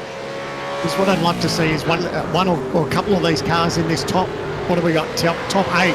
I'd love to see a couple of them dive into this lap, because the last thing you want is them all diving in on the same lap. So if someone's there, maybe, you know, Field Cell, Kuznetsov, if they're back there, just dive in this lap, because you're going to make up that little bit of margin on that lap with fresh tyres. Oh, there we go. Now Phil Cell thought about following him in through the fake. He's going to come back out. And the other car I was going to talk about was Rick Kuznetsov. He dives to the lane. Right. Lap 18, that's as far as some of these guys wanted to go. And like I said, I think James Scott might just trigger the undercut because he does not want to be undercut. He does not want somebody else to have a go at him. Yeah, and I'm so glad that him and Kazekstov did that too. I was just saying his name and he started in. So I'm really keen to see how this plays out. But I think this extra lap on this fresher tyres, this may help out nicely. But Jake Burton is now our race leader. But all these guys will be starting to think about pit stops. That's not too far away. And they don't want to leave it now that they can see these guys are in the lane, because they know that they'll start giving up a second or a second and a half a lap. Well, how about the fake from Jared Filsell? That's a NASCAR move, that one. Team manager over at that team, Shane Van Gisbergen. Maybe he's been in the ear teaching a thing or two. Maybe Jared Filsell was having a little bit of fun down the main straight. Don't need the tyre there. You don't need to be cornering. And just show the fake. Nobody else went. I think that's what Filsell was looking at. I'm at the back end of this train. I'm probably saving the most fuel. Let's do another few laps of saving some more fuel. Let's see where we pop out in this one. Yeah, well, from that shot, the TTR cars, they were committed to staying out. So, yeah, it wasn't a fake for them, but he was definitely faking just to see who else might come. How about the short pit, though, from Rick Kuznetsov? He has added next to no juice to this machine. And then Luke Rosella's had a reasonably quick pit stop as well, because he's actually closed some margin down to James Scott. I reckon James Scott might have filled this car up. I think he's had a really, really long stop compared to those around him. Now, the difficulty with that, you lose some lap speed. What's the OG Gamer Gear replay going to have for us with this one? Is the Jared Filsell fake? Yeah. So that's when Rick's followed, but he saw that obviously Jared went back out again. So I think he was committed. Rick was committed to coming in. So what he's done now, he's got a lighter fuel load, but what he wants to do now is push with those tyres and make that speed advantage that he's got on that lighter fuel tank. So that will work for him in the short game, but he needs to have it work out and play out for him in the long run. I'm really interested. This is an opportunity for a bunch of these guys. Now, well, the fakes aren't going to happen this lap. Who is going to kick on? Madison Down and Jared Filsell are both going to kick on. So it's Jake Burton and Ethan Griegold. El Nabi and Rudd come to the lane in behind them on the end of lap number 19. Tom Freer's gone another lap as well. So there's definitely some fuel left in these cars and left in the tank. You can certainly keep going. But for how long? Madison this season, I tell you what, at a lot of racetracks he shouldn't have, and a big one was Jerez. He was very, very slow at Jerez on that first run on the tyre. He did not have a balanced car, and Filsell's actually going to have a go at him. He's not going to wait for it. Yeah, the old wily veterans taking it to each other. They're having this red-hot go now. I don't think Madison will worry about putting up too much of a fight, because they know they're going to pit here anyway. But good to see him having the battle. They were obviously saving just that little bit of fuel there, because they were a little bit in traffic. So that's what they've got up their sleeve. But I wouldn't be surprised if you see him dart in this lap round. Yeah, interesting. Very, very interesting. And yeah, when you cast your mind back to Jerez, Madison Down had burned off the front tyres very, very clear in that car. And stint 2 and stint 3 kind of recovered, but the damage was done on that first stint. He went further than he should have. I wonder whether or not there's been a rethink over there. He likes to run long in terms of the strategy. Well, a little bit of an adjustment back up at the front end of things as well. Griegold took a shorter stop, has popped out ahead of both Rick Kuznetsov. Brady Myers has come out ahead of James Scott as well. So he's elected for a shorter stop. And they're both, Griegold and Force and El Nabi, both out ahead of Rick Kuznetsov. So this is really starting to get interesting. And I'm wondering whether or not James Scott's missed a trick here.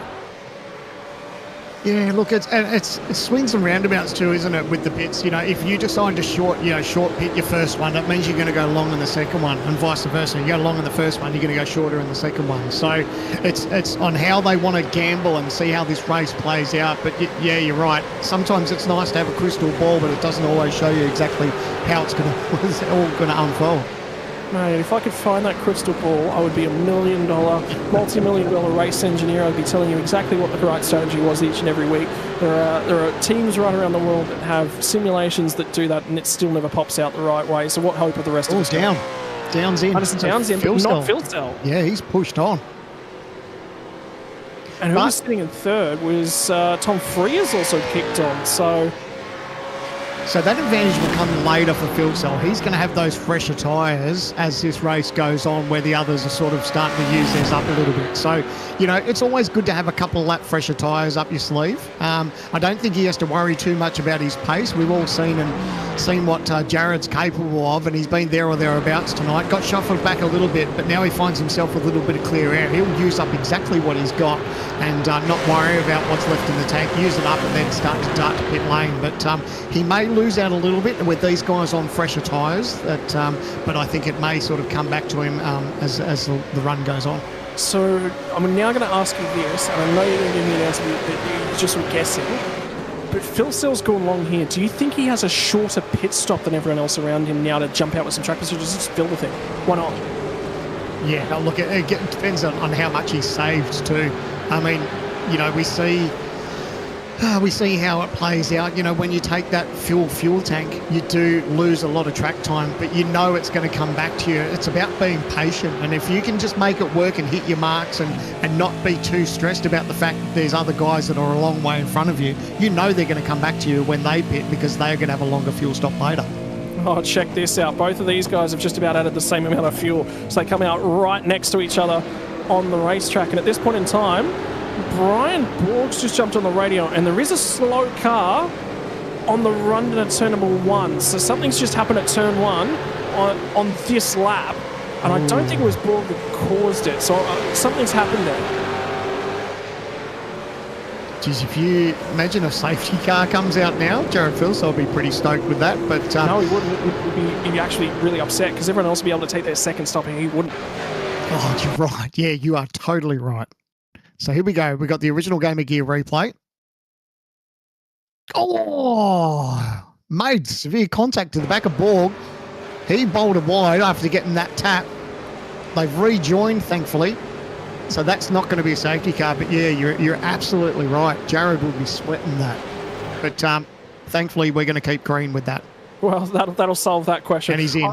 Yeah, I was just starting to think in the back of my mind, somebody's just said, oh, yeah, something happened down at turn 1, and my nerves would be through the roof as a driver or as a race engineer, and I'd be saying, no, we got to pit now. There's too much risk left in this one. So just shy of the halfway mark in terms of things, which means if we were to get a safety car now, you could run it home, but it'd be a very, very long stint to the back end of the race. And through to the race lead, Ethan Greig-Galt and Forzan El Nabi just filling his mirror a little bit. And I think these two, even if you're in Forzan El Nabi's shoes right now, that move isn't about putting him off because you don't want to race whilst you're up here. If you get to Greig-Galt and you've got the pace, you want to go by as soon as possible, losing that time racing each other, it never worked.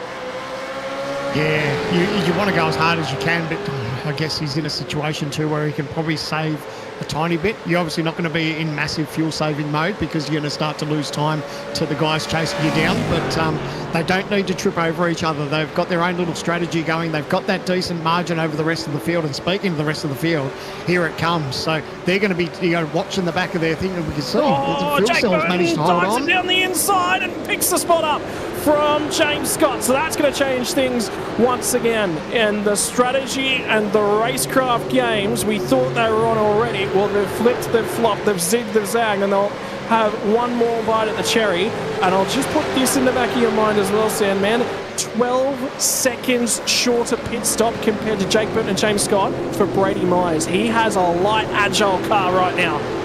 Yeah, that's going to be pacey. And speaking of stop differences, I was looking at Madison Down and Jared Filsell were nose to tail. Filsell's come out in 4th, Madison's come out in 10th. So that just goes to show the difference in pit stops as far as, how much fuel someone may take and everything else. So, yeah, so much still to play out as we start to approach the halfway mark here of this. Has actually turned out to be an absolute ripper around this racetrack. It never lets us down, does it?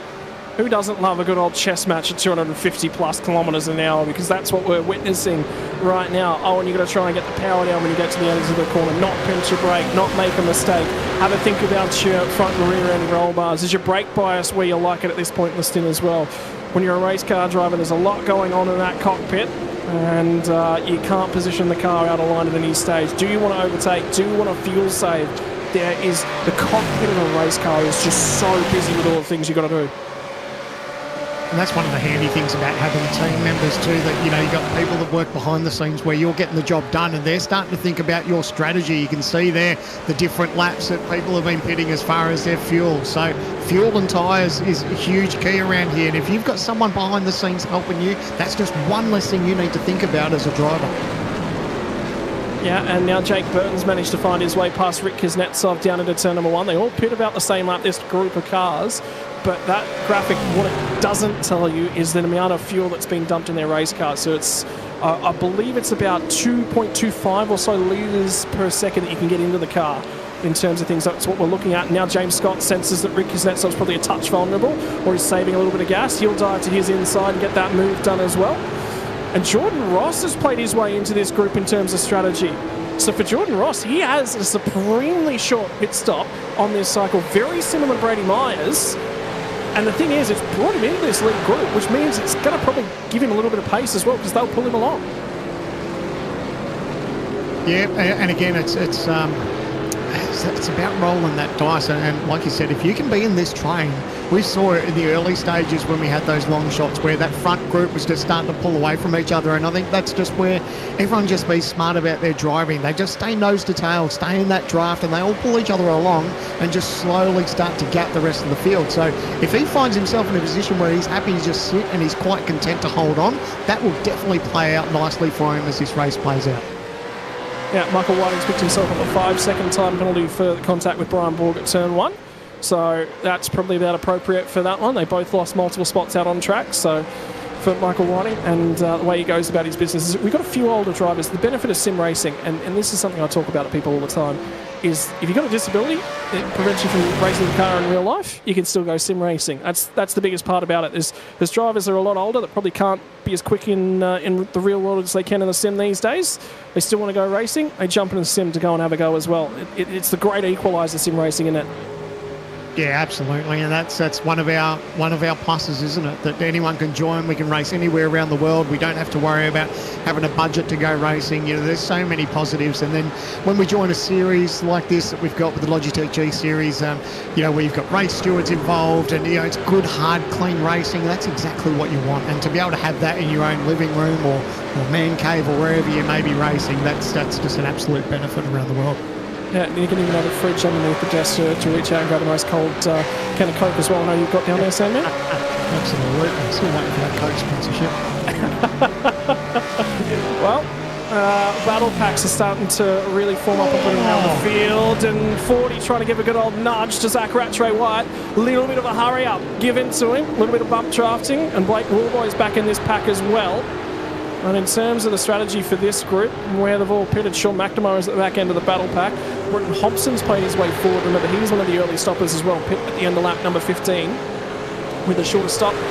Ian Ford's actually had a reasonably short stop. The other guys in this pack have had longer stops, middle of the range though, not shorter stop, not longer stop.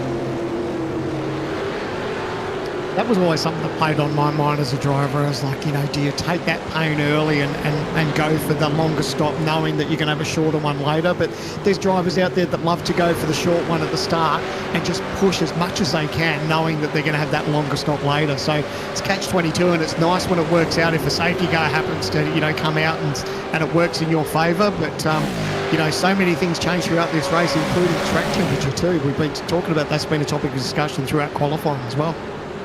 And have a look at that graph. It's steadily climbed as the days sort of progressed. And one of the other big things about sim racing, I believe the race start of this one happened just over an hour ago. So it was due to start at about 9:45 in sim. It's now 10:45 in terms of things. And as that, the sun gets down on the track starts to heat up, grip starts to go away. So you've got to have a car that you can sort of tinker with a little bit on the bars and find something with. If you run out with a setup that's only good in the coldest track temps, you're going to go backwards pretty quickly. Righto, lead pack, where are we looking in terms of things? I think the big key at the moment is, can the two out at the head of the field start to make some headway? Well, in the most recent lap, I can tell you, Force Nabi took 0.6 of a second. Dropped 0.6 of a second of Jared Filsell at the moment. So he is fuel saving quite aggressively. But Filsell is absolutely on a charge, and this is their times through the pit lane. So this will tell a little bit of a story.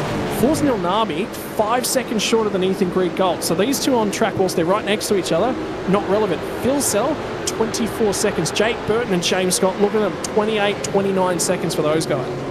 Yeah, they're the ones that are going to benefit. Filsell, Burton, Scott, those long pit stops that they've had, that's going to play out nicely for them, because next time round they're not spending as much time in the lane as everyone else. So, and then you can see the pace that Jared's got on board. Even though that he's taken all that fuel, he's still quick, and he's got that margin now to under 5 seconds to Force Nabi.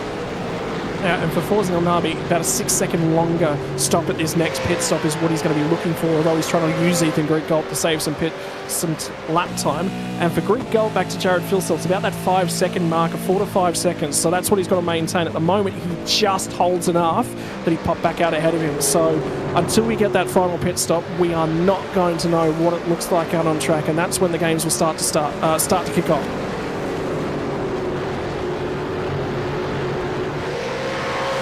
In the meantime, I just want to look maybe perhaps a little bit deeper. We look around 22nd on backwards. There's a huge old battle pack that's still raging at this point in time. Matthew Bowler leads this one from Damien Johnson. Jake Maloney did take a longer stop, but remember, had a 5-second penalty, so he's cleared that one out of his pit stops. This is actually his relative pace in terms of where he sits at the moment, and Damien Johnson on him 7 laps earlier in terms of the pit stop, but stopped for about the same length of time for fuel. So relative between these guys, but you would expect Maloney should be able to make that pass with the tyres in a couple laps time. Yeah, it looks pacey. Looks like he's going to do it this time round. Like, he's really positioned that car right to the back. He would get a decent run out of here. I wouldn't be surprised if you see him get the job done into turn 1. So looking quite pacey. Got laps on his side at the moment, and he's right up the tail there. So looks like, yeah, here we go. He was already starting to pull out as I was about to say it. So, but now it starts to become a bit of a drag race because he's still got that little bit of toe. He's going to get 2 for 1 here.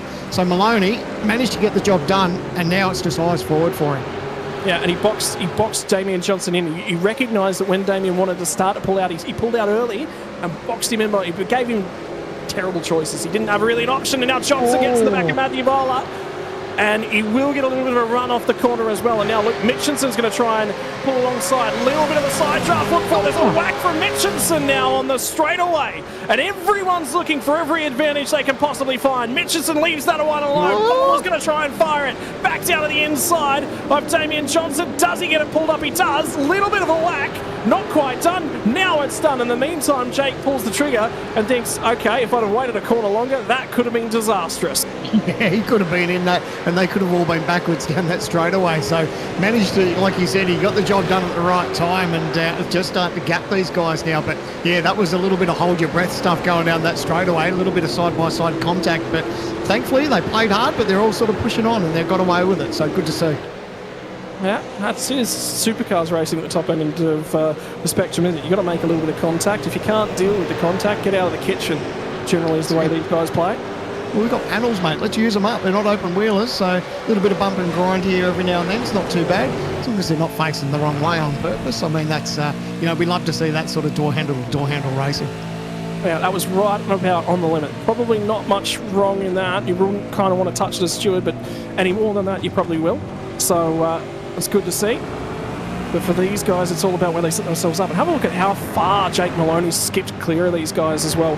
He's going to take a huge chunk of time out of Andre Yusuf is the next car on track as well this lap.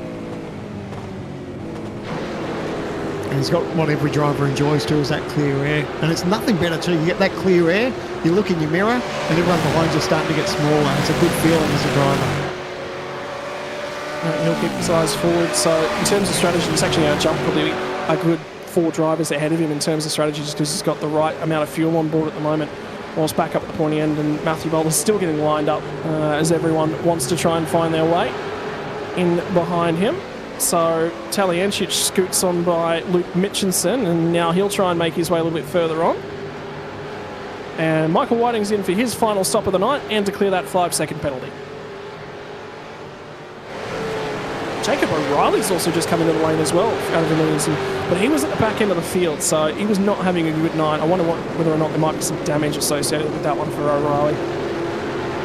Yeah, at some points when your night's not going right, it's like, you know what, let's put a set of 4 Dr. Feelgoods on and just make you feel yourself a little bit better as you lap around here, because if you're having a bad night and the car's not feeling great and the tyres are pretty average, it's a nice shot in the arm when you come in and put on a fresh set of Dunlops. So he'll do that, push on with the rest of his night. Obviously not ideal, but a couple of cars going a little bit wide there. That managed to keep it straight though.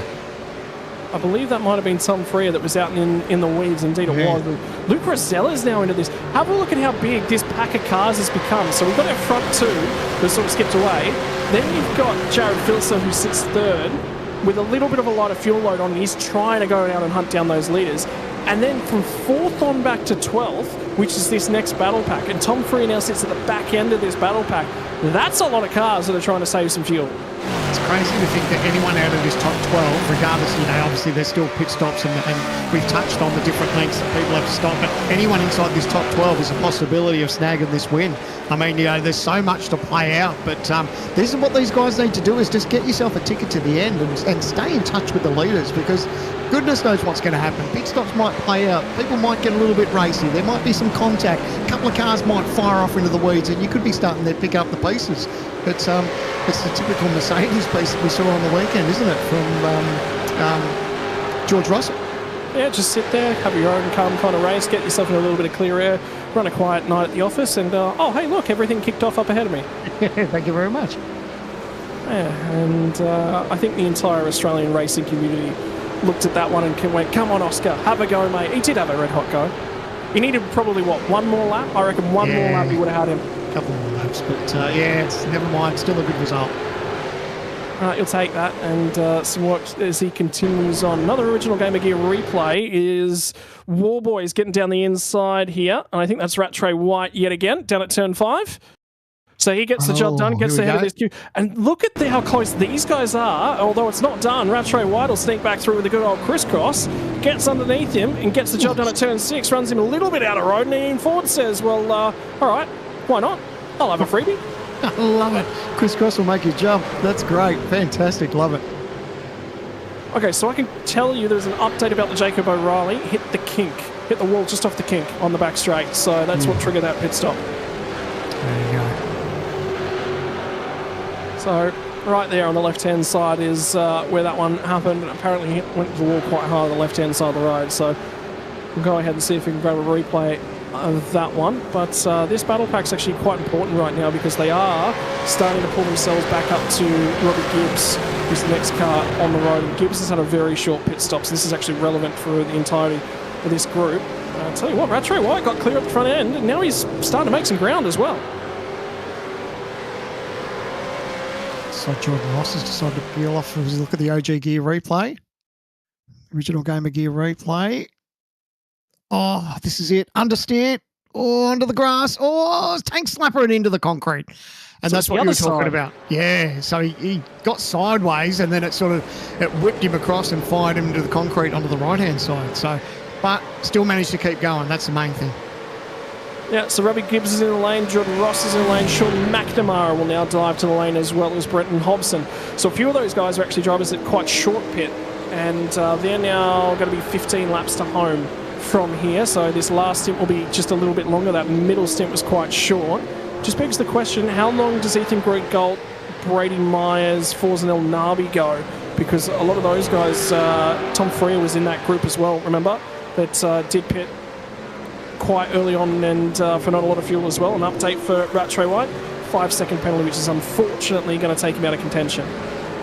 I'm curious with Ethan Greek-Galt, that margin is still at 3 seconds with Jared. So, yes, they're going to be in a little bit longer, but, they're holding their own. I think if it had really got down to sort of 2 and 1 second, they'd probably start thinking about darting in now. But at the moment, I guess they're kind of holding their own, but they are going to have to take that penalty as far as being in the lane a little bit longer. Not a penalty as such from the steward's point of view, but the penalty that they've rolled the dice as far as going for a lighter fuel load early on. So, but they also need to keep something up their sleeve as far as track time. Like, you don't want to leave yourself short on laps, because if you've got the car, you still want to be able to chase down that leader for the margin that you give up. And I mean, the other side of that coin in terms of strategy for those guys as well, Forzan could have raced Ethan Greek-Galt quite hard, hasn't done that. I think they would have cost themselves half a second doing so they'd be even worse off in terms of their position. So, race brain switched on there at the front end of town as well. You kind of expect that when you get to this level. Jake Burton's been towed along by Brady Myers and teammate Jake Maloney's into the pit lane and has had a very, very long stop now for Jake Maloney. So I think his night might actually be over. Oh, he's had a mix of fortunes, hasn't he? He had a good charge there. He had a penalty throughout the night, and now, we're hearing that there could be reports that his race is done. So, yeah, obviously not the night he has hoped for, but hopefully he can come back bigger and stronger for the next round. I wonder whether or not it might have been a speed on pit lane entry penalty. It's made that long. But apparently we're hearing the speed on pit lane was actually quite good. And here comes the stops, by the way. Ian Ford, another one of the early pitters for a short amount of time. Dylan O'Shea, Matthew Bowler, and Scott Gamble. All those guys in. So final rounds of pit stops are now starting to come through. And we will get that end result to the question we've been asking is where does everyone sit? I reckon Myers is probably due either this lap or next lap, I would say.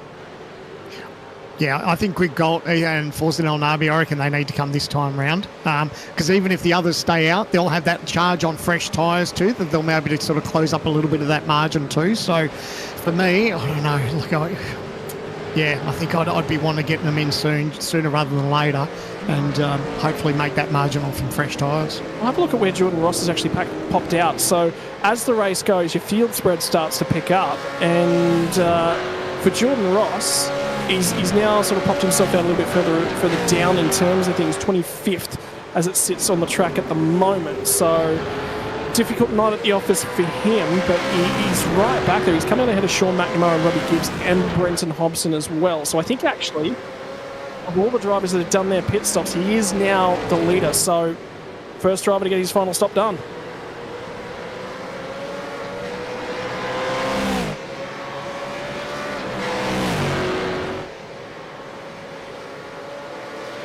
Forzen El Nabi's going to pull out of that train and start his pit stop, so that'll probably trigger Greg Galt to come in as well, you would think.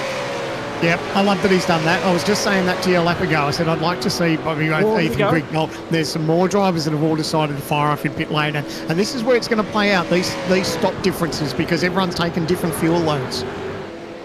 So James Scott did all the pushing in that first stint. Then he took a heavy fuel load in the middle run on this stint. Madison Down now starts to close that margin. And if you are going to jump away, if you're going to need to take a loo break at any point in this race, it might want to be now, because it's about to kick into overdrive. If you haven't cooked the popcorn, if you haven't got it ready, if you haven't got the butter and the salt ready to go on that popcorn, now's your time, because it is just about to boil over. Just frantically looking at those times on the right-hand side of the screen. So it looks like Burton's away, 16.5 seconds. Kuznetsov, 18 seconds. Forzen El Nabi, 26 seconds. That's what we're talking about. So now Burton now finds himself with that little bit of air. Someone just managed to get round in front of him, but he's going to have that fresh tyres. So he's battling here. He's going to get the move done. This is what he needs to. Fresh little bit of clear air. He can start pushing on with his race. It's going to be side by side, close on exit. Has to give up the spot there, Griffin Gardner. Now he just decides to tuck in behind Jake. So Jake's now on those really, really fresh tyres. They're not coming up to temperature just as yet, but now this is where we're going to start to see the game start to play, because all these other teams need to start thinking about their pit stop. Oh, a bit of a lock up there too for the 93, but managed to hold it up, didn't make contact to the back of Burton. Yep, so for Griffin Gardner, ran long on that first stint, hasn't made his second stop. So he would be feeling really all at sea at the moment in terms of things, because could have been leading that race. That could have been him. And Jake Burton, out of everyone who's pit, has popped out in the lead. I tell you what, Rick Kuznetsov's popped back out ahead of Forzen El Nabi, and the difference between him and Jake Burton's about 2.5, 3 seconds, somewhere in that margin. Does Greg Galt drive the lane? Yes, he does. What is the margin, though, to Jared Filsell? Filsell is going to kick on in this one, and James Scott is coming to the lane. So here we all go.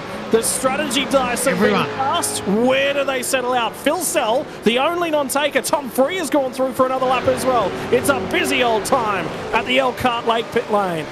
Because we saw the difference with Filsell, so no, we know that he's not going to be stopping as long as what some of the other drivers are. So I wouldn't be surprised if you see him come in the next sort of lap or two. But Jake Burton now, he's sort of now the run here. We're going to keep an eye on him as far as where we think it's all going to play out, because he's got his stop done and now he's just making that charge. He'll be desperately trying to get down that front straightaway as quick as he can, because he knows that these other teams, including his teammates, are in the lane getting their stop done now.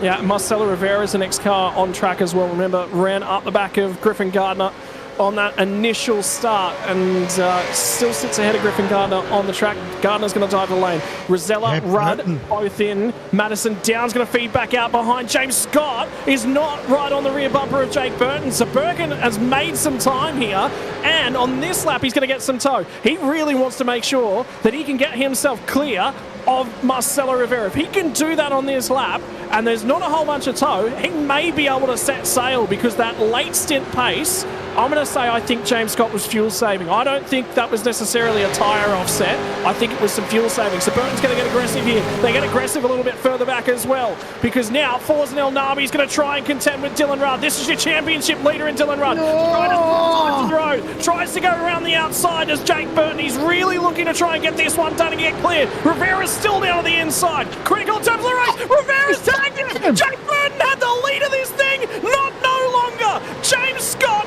gets a freebie. Oh, absolutely ruined his race there. That little bit of contact now has absolutely destroyed any chance. He was effectively the race leader, and now being able to that contact, that has ruined his night.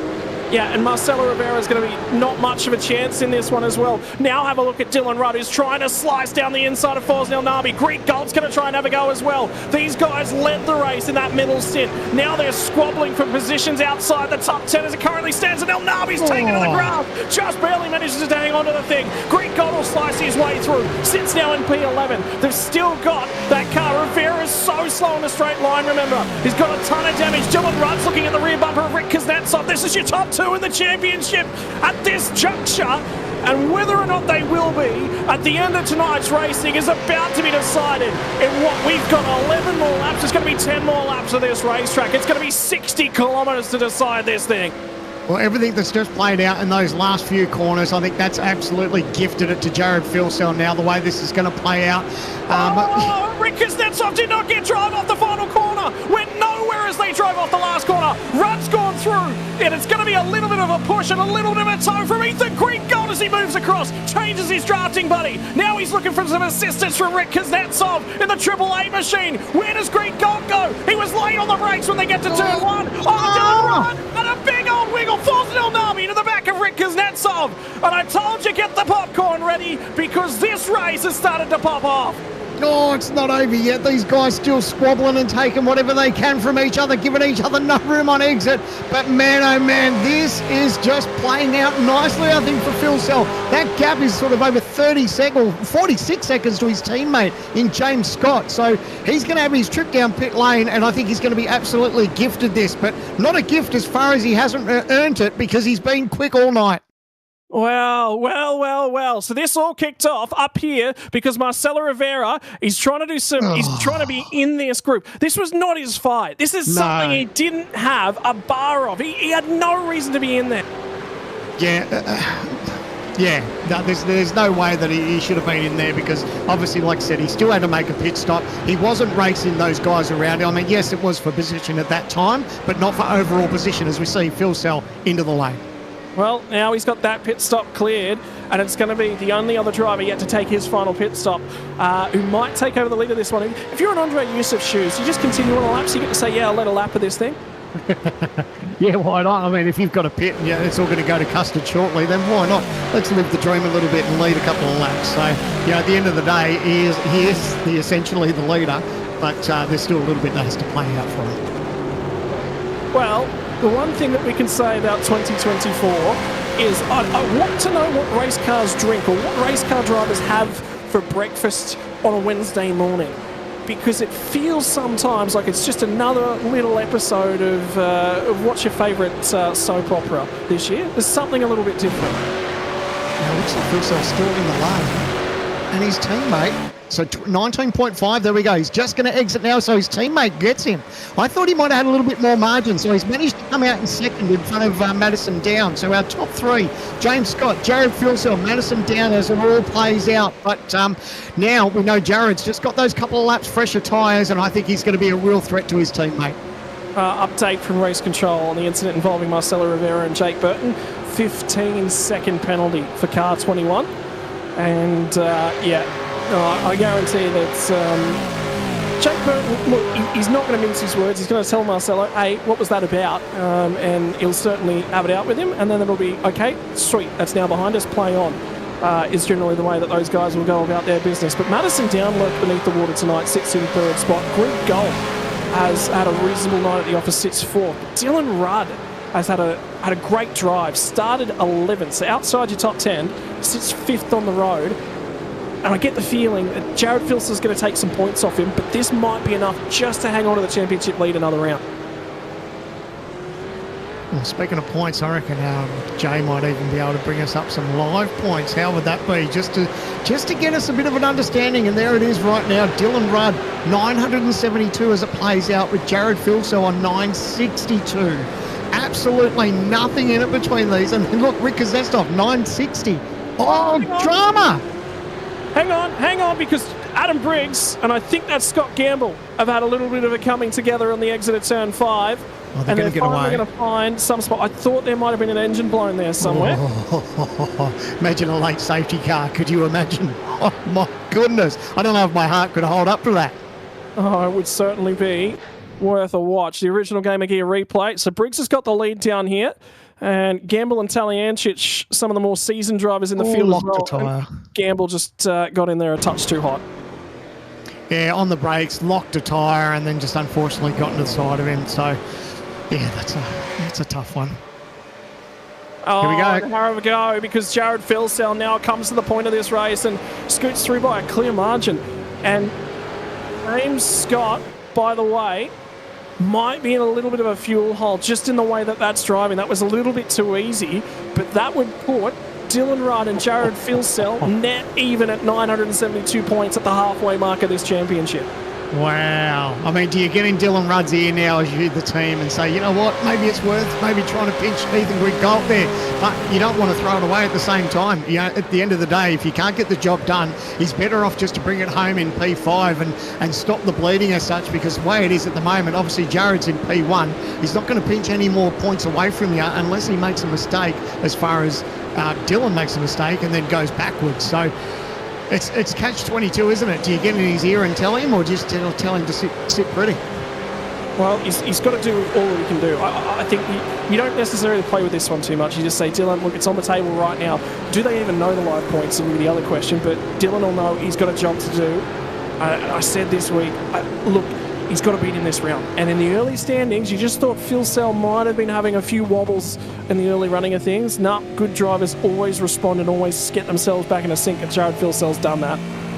Yeah, what's the old adage? The cream rises to the top. You asked me tonight when the start of the race who my money was on, and I put the money on Filsell. I figured he might get the job done tonight, and I don't want to call it too early because there's still 9 laps to go, but he's done everything right. He's sat patiently when he's had to. He hasn't worried about falling back. I think he found him back to 7th or 8th position, possibly at one stage. So for him to be back there and just slowly start picking away, save fuel at the right time, had a good strategy, had some fast car pace, and it's all being rewarded for now.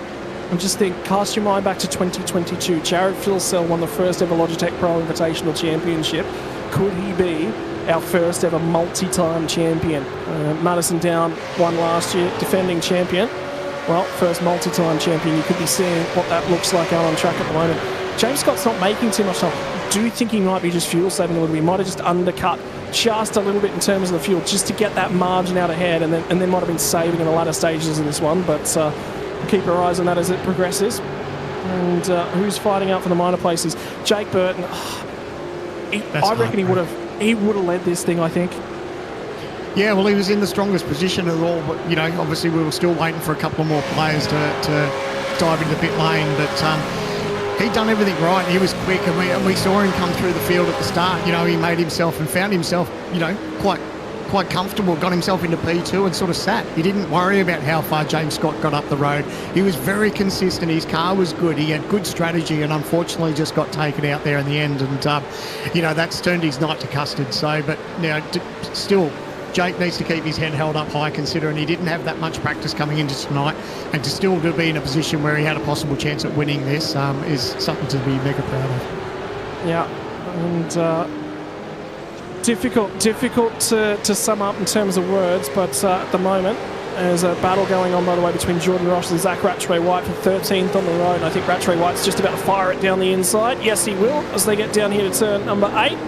Gets the job done, and then gets a little bit of attitude in the car as they come out the other side as well, because those rear tyres, if they haven't done enough work by now. And I tell you what, Rattray White's actually been making time relative to Blake Warboys as the next car on the road as well. Yeah, what have we got? Still 8 laps to go, so anything can and normally does happen around this racetrack. So I don't know that we've seen the end of it. Whether everyone's quite content just to sit. I think maybe the only person that's quite content to sit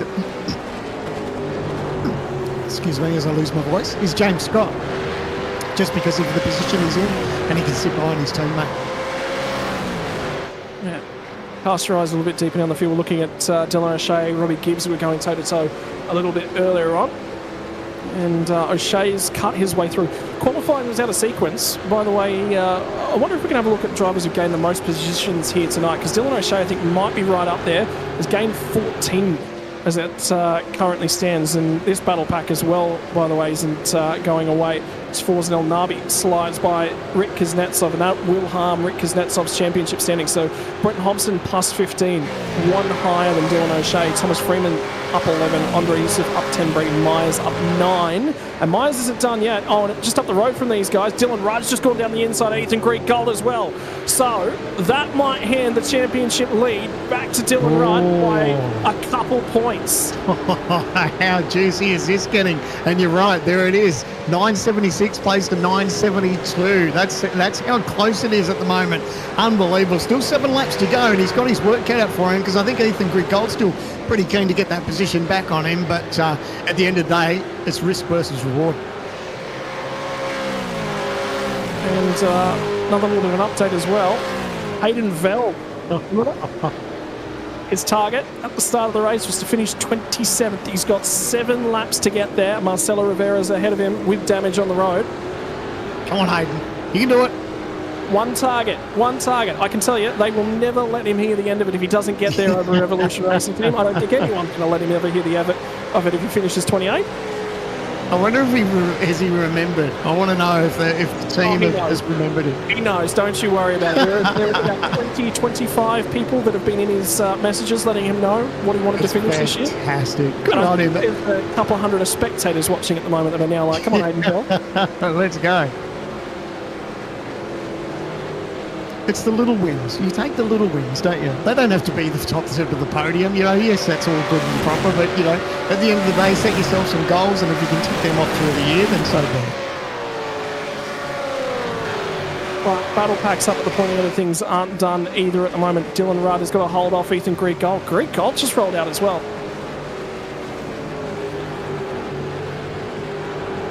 And so Greek Gold definitely recognised there wasn't an opportunity to get that overtake done.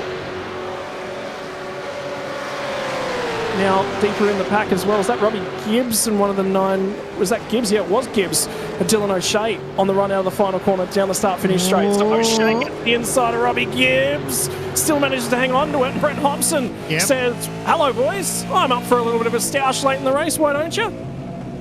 We touched on before, the Hobbo had already moved up 15 places. I think he wants to see if he can chalk up a couple more before the race is over. So, yeah, he's definitely in a position here, but I just love it. A couple of laps to go, and everyone back here in the pack is still fighting. I love it. Yeah, not quite over yet. There's still laps left in this one. What about... I just want to keep an eye on those lap times for Hayden Veld. I can tell you, he actually lost ground on Luke Mitchinson just ahead of him on that most recent lap, but he is in the draft of him. And like I said, Marcelo Rivera's not too far down the road. Marcelo Rivera actually has a 15-second time penalty to add to that one. Keep it in the back of your mind. So actually on the road, he sits 28. So he's just a catch from past Mitchinson. Oh, please. Oh, that'd be hilarious. I love it. Yeah, and then you got this battle pack. I'm enjoying watching Robbie Gibbs actually and Dylan O'Shea go toe-to-toe. That is looking like a whole bunch of fun. And then you got Bo Albert and Matty Bowler, who are friendly away from the racetrack as well. There's always a little bit of fun going on around where these two are. Tell you what, there's a few more, shall we say, veteran campaigners up and down the field, because they race in the V8 Veterans League, which are right up your alley, actually, Sam, man, because over 40s only. So keep an eye on those drivers as they participate throughout the field. The best of them tonight was Sean McNamara and still is, as it currently stands. Then you've also got the 543 machine of Scotty Campbell, who sits right in behind, sorry, my apologies, doesn't sit in behind at the moment. Michael Taliancic was the other one of those drivers as well. So, yeah, the older boys are still taking it to the younger. Absolutely. I've been in the vet. I've done a few vets races. That's good fun. And there's a couple of fast old boys out there too, which is pretty impressive. So, yeah, they got themselves a great little league. And I think I need to get to the backside trackside and do a couple more races, I think. Update for Gamble, 5-second penalty for that contact with Adam Briggs that we did see earlier on in the run. And, well, just not disappearing as Ethan Grigg still continues to harass and harangue Dylan Rudd. Dylan Rudd is starting to make, I think, a little bit of time here, actually, on Madison Downs. So if he can just gain about 3 or 4 tenths of a second to be right on him. Brady Myers makes his way inside the top 10 and have a look at the battle pack just up ahead as Luke Rosella nearly in the back of Rick Kuznetsov. And now Jake Burton just about helped him out into the grass. And I tell you what, Rosella had a look at that one and thought, no, I'm going to fight this one a little bit harder. Don't be surprised if you see Jake snuffle a couple of these positions too, because we've seen that he's had great pace all night. So, you know, we've touched on that touch that unfortunately got himself back in the pack as far as he is at the moment. But so don't be surprised if he's actually been able to sort of peel a couple of these spots off before we go. We've got 5 laps to go, so there's still time. Update on Hayden Bell. And now within half a second of Luke Mitchinson, and Mitchinson did 2 laps earlier than he did, so he is still relevant in terms of potentially being able to get there and having potentially better tyres. On the last lap, 4 tenths of a second he pulled out of him. So he had a dream at the start of the season of driving the 053 machine. Could he achieve that dream at race ends tonight? Absolutely have to keep an eye on that as this race starts to close up, because that's cool. That's a cool little bit of fun. It'll be good to see how that plays out. I can't believe how accurate it was to happen. Can I get Hayden Vell to predict the lotto numbers for me this week? So 4 laps to go. Jared Fieldcell leads over teammate James Scott. Madison down 3.7 seconds there. Oh, a little bit of nose to tail there. How close do you want it there between Dylan Rudd and Ethan Grigg? And I can tell you, Jake Burton is just about doing the same to Luke Rosella on the run down to turn number 1 as well. So this one's not decided either. And Burton might have got the car rotated quite nicely there at the apex. He is close. Is it going to be close enough to fire it down the inside when they get here? The drafting starts. He's got it. He's going to pull alongside. He is going to fire it down to the inside of Luke Rosella. They're just about even as they get down here into the corner. He does get far enough up, does get it cleared about, and Jake Burton picks off 8th place on the road. Now the next driver on the road for him is going to be Rick Kuznetsov. Could he put himself ahead of Kuznetsov before race end? Oh, Veldy, please do, son. So close, and he's still got a few laps up his sleeve to get the job done. Hats off to Jake Burton too, because at the end of the day, it's so easy when your race goes to custard and you get turned around and your night's pretty much thrown away as far as a result.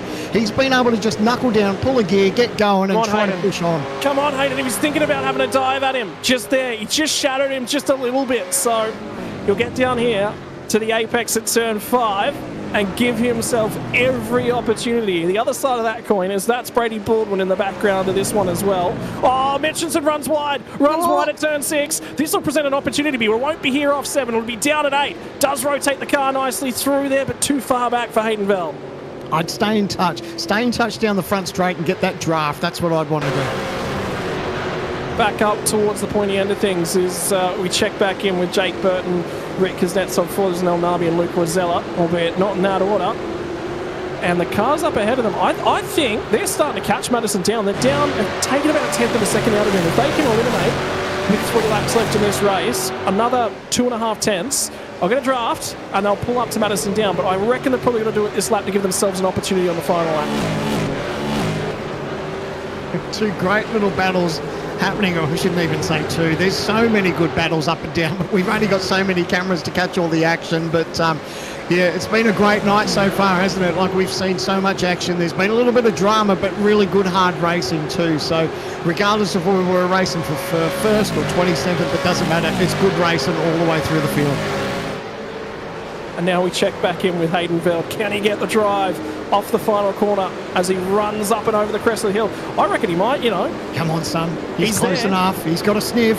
He's going to put it up the inside. Doesn't want to make a mistake and go in too deep, though. Oh, he gets the move. He's going for it. This is right. This races for P27. He gets the side. They're going to go side by side. Don't touch, boys. Hold on to it. And they're going to get through nice and clean. Good job, but it's not over. Mate, imagine if you could pick the lotto numbers 6 months out. I tell you what, for Haydenveld, he gets down the inside. Mitchelson ran wide, picked up the marbles, and Haydenveld, it's 28th as it stands on the road, but it's effective 27th because Rivera's 4.5 down the road. 15-second time penalty hanging over his head, so his race is going to fall by the wayside, although it kind of did on lap 1 as well. Absolutely love it. How cool is that? I can't believe that happened. I cannot believe that has happened. I love it. So, have you got any predictions for the footy score this weekend, Sammy? I think we're talking to the wrong person. That's unreal. That's really cool. And it's the little, like I said, it's the little battles and the things that we enjoy throughout racing. And it's not always about the win. As much as everyone loves to win, there's only one winner every night. So we all set ourselves little goals, and if we can kick them throughout the year, then that's a plus.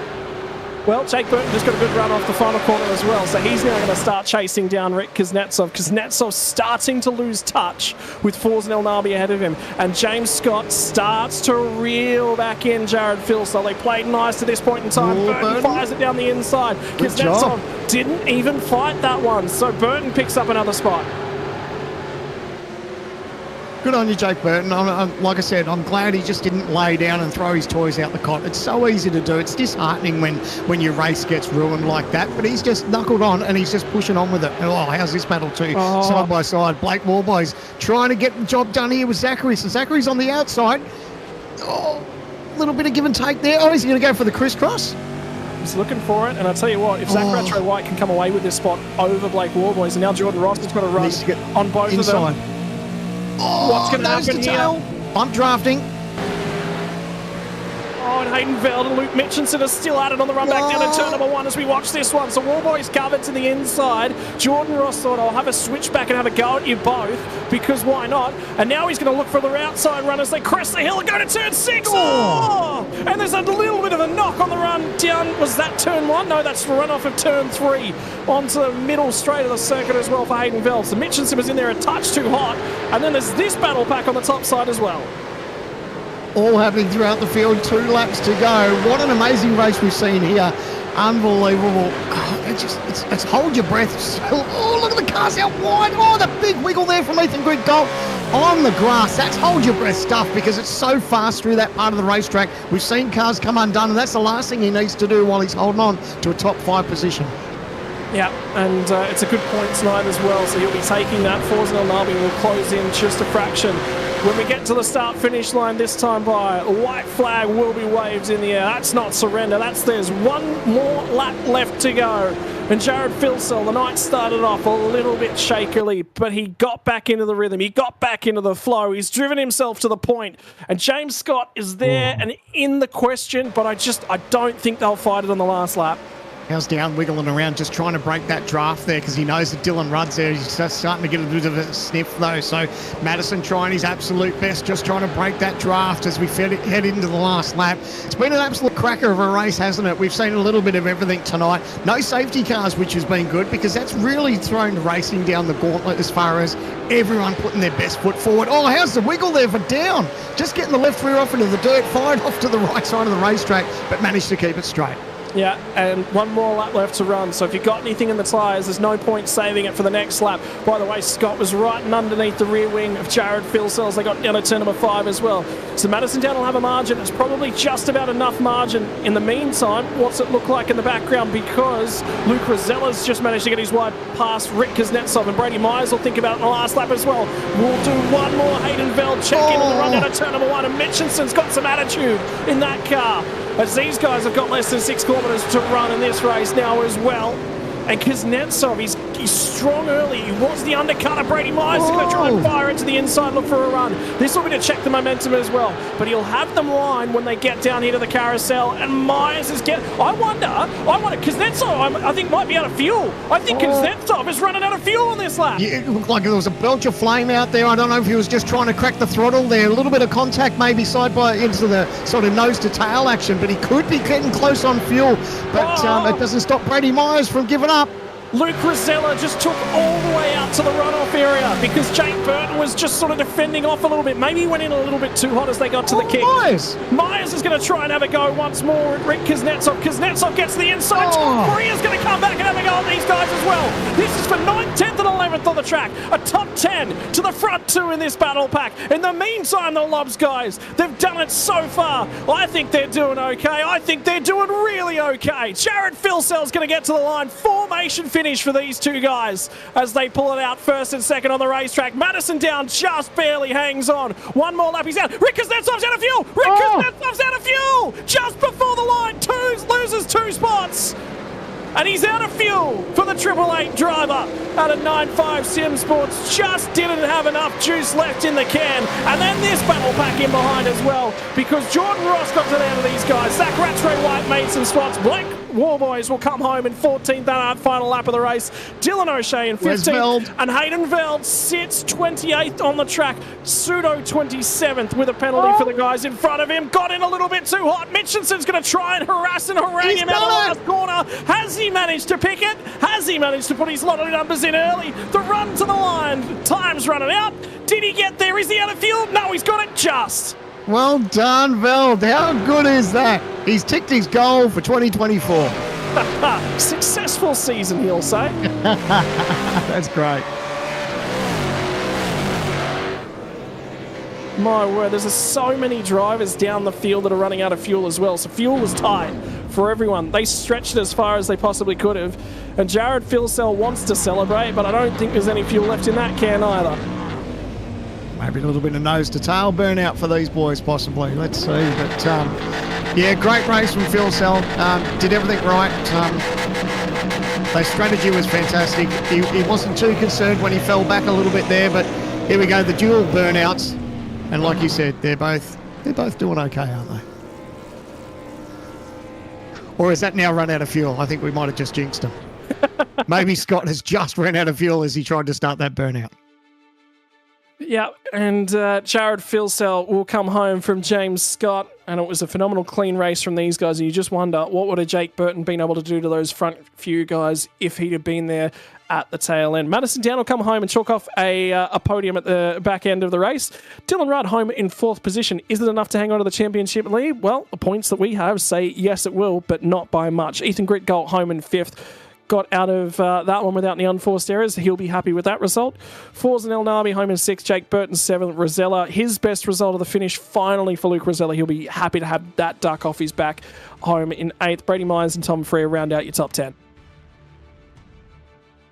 This race certainly didn't let us down, did it? We saw a little bit of everything, and we said it coming into tonight. It was just how good of a racetrack this is for our series, and we've been absolutely blessed. It was really good hard racing from start to finish.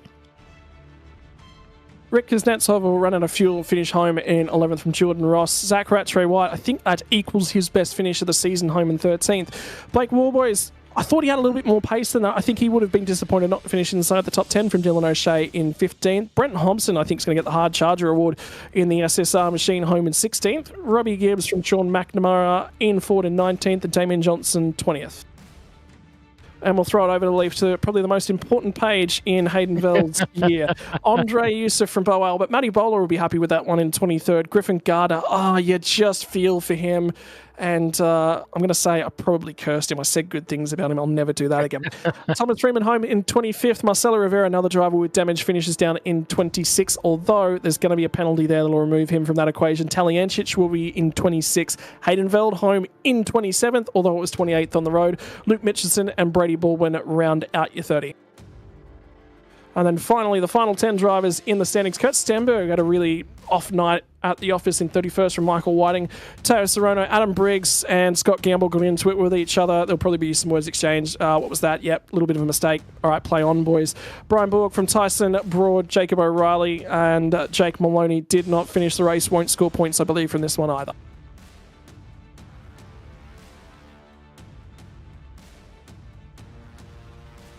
And there's an update that nets Zach Rattray White a drive-through penalty, which will move Hayden Veld to 26th on the final lap of the race. Who would have thought we'd be so disappointed where someone gains a position? We're like, no, it finished perfectly. Okay, I won't be asking him for the lotto numbers. Right, well, we'll do some numbers here, and this is by our current margins. Remember, take this as your provisional championship standings at the end of tonight's race. Dylan Rudd will lead the championship, but what was a 28-point margin now comes down to 4, and it was a pass on Ethan Greig-Gault that lets him keep that championship lead by standings at this point in time. Phil Sell is on a mission. Winning races left, right, and centre tonight will be no different. Rick Kuznetsov slips to 3rd in the championship, and now he's probably starting to say that's probably my best opportunity gone, done and dusted, although runs a very strong car at Bathurst. Could he climb his way back through in the endurance standings? Madison Down moves to 5th in the championship from Brady Myers. Reasonable night for those guys. Blake Warboy still sits 7th in terms of the championship. I think he actually gained some ground here tonight as well. One driver that was actually missing at the office tonight was actually Andrew Gilliam, who actually wasn't in contention here tonight. Slides to 9th in terms of the championship. Came in sitting inside your top 5. Tom Freer home in 10th. Marcelo Rivera, and Ethan Greig-Gault, the ERT drivers, will be trying to find some luck. They'll probably be trying to buy it somewhere along the case from Sean McNamara, Robbie Gibbs. Kurt Stenberg sits in 15th after a bad night at the racetrack, tied with Jordan Ross. Griffin Gardner, 17th. Hobson, 18th. O'Shea and Rattray White, although Rattray White will have a change to those points. And that'll probably do us in terms of championship standings, because we've got some interviews in terms of things to conduct. We're going to start off by having a chat to tonight's race winner. And it's the man on a mission. It's the man who's been Mr. Consistent, Mr. Pace. It's the man who had a rough start to the race, but from there on, it was pretty cruisy sailing. Jared, that was difficult. Those opening few laps of that race, a little bit out of sequence, and all of a sudden 5 cars fly by, mate. Had to find some rhythm, did find that rhythm again. Yeah, it was, I wouldn't say I got beat up, but got shuffled back a little bit. Yeah, we tried to play a few little games there, but it didn't really work out for us. So no, that's part and parcel with the racing and team tactics and whatnot. But no, we're good to survive there. It was a battle of survival at the front. So yeah, I'm happy to get off the line. To be honest, I miss my poor teammate Griffin. That was really close. Yeah, I mean, look, interesting night, because obviously the qualifying pace was all about getting that first lap. The track temp started to climb as the session went on there, but settled yourself into a rhythm nicely. Did you always have an idea in the back of your mind, we're going to try and do this with a strategy? Did it play out quite the way you would have liked? I know, obviously, the fuel at that first stop for you was not a lot of fuel compared to those around you. James took a lot of fuel at that first stop and switched it back at the end. We have pre-plans before the race, but as you know, it's a fluid situation, so yeah, we made the adjustment to take less fuel and jump and get a bit of track position back and try and claw back and try and use clear air to leapfrog a bunch of people, which worked. And then yeah, with the last stop, overfilled a little bit just to help James with his fuel, so he was a little bit short. So team game there to sacrifice a bit of track time just to help him get to the finish line. Mate, talk to us about this championship now. We're now halfway through, when the margin between yourself and teammate Dylan Rudd's down to 4 points. There's quite a number of you guys up at the top. It changes a little bit because James has shuffled a little bit further back down in terms of the championship standings. Are you starting to talk about what happens in 3 or 4 races' time, or we're just not going to talk about that until we get there? No, wait till Enduros are finished and then we can start talking about end of season stuff. It's really good for Ruddy to actually move forward in this race. I was cheering him on to get the podium there. I'm sure if he could have his time back, he probably could have actually got on the podium, and it would have been a cool lockout for new sponsors and everything. That's that would have been great. Talk to us about the progress in terms of the team as well at the moment, because obviously you two guys are doing really, really well up front, and everything it's just box checking for you guys. The pace is so good, but there's a big old team now starting to work together behind the books. And you got a couple drivers that come on there. Griffin did such a good job in terms of qualifying tonight. What's the discussions is about? We want to build this big legacy. We want to be this big. We want to be the big dog in terms of Australian V8 supercar sim racing. We really want to prove ourselves and take that step forward. I wouldn't say we want to be the biggest team in the world, because that has its drawbacks, but we were pretty set on 4 consistent top line drivers, and it just happened to pan out that there was a availability of 2 extras in Andrew and Griffin, which they were also on the radar before the season started when we had the choice to pick up Luke and Dylan. So yeah, we kind of had to just jump on that opportunity taken before someone else did.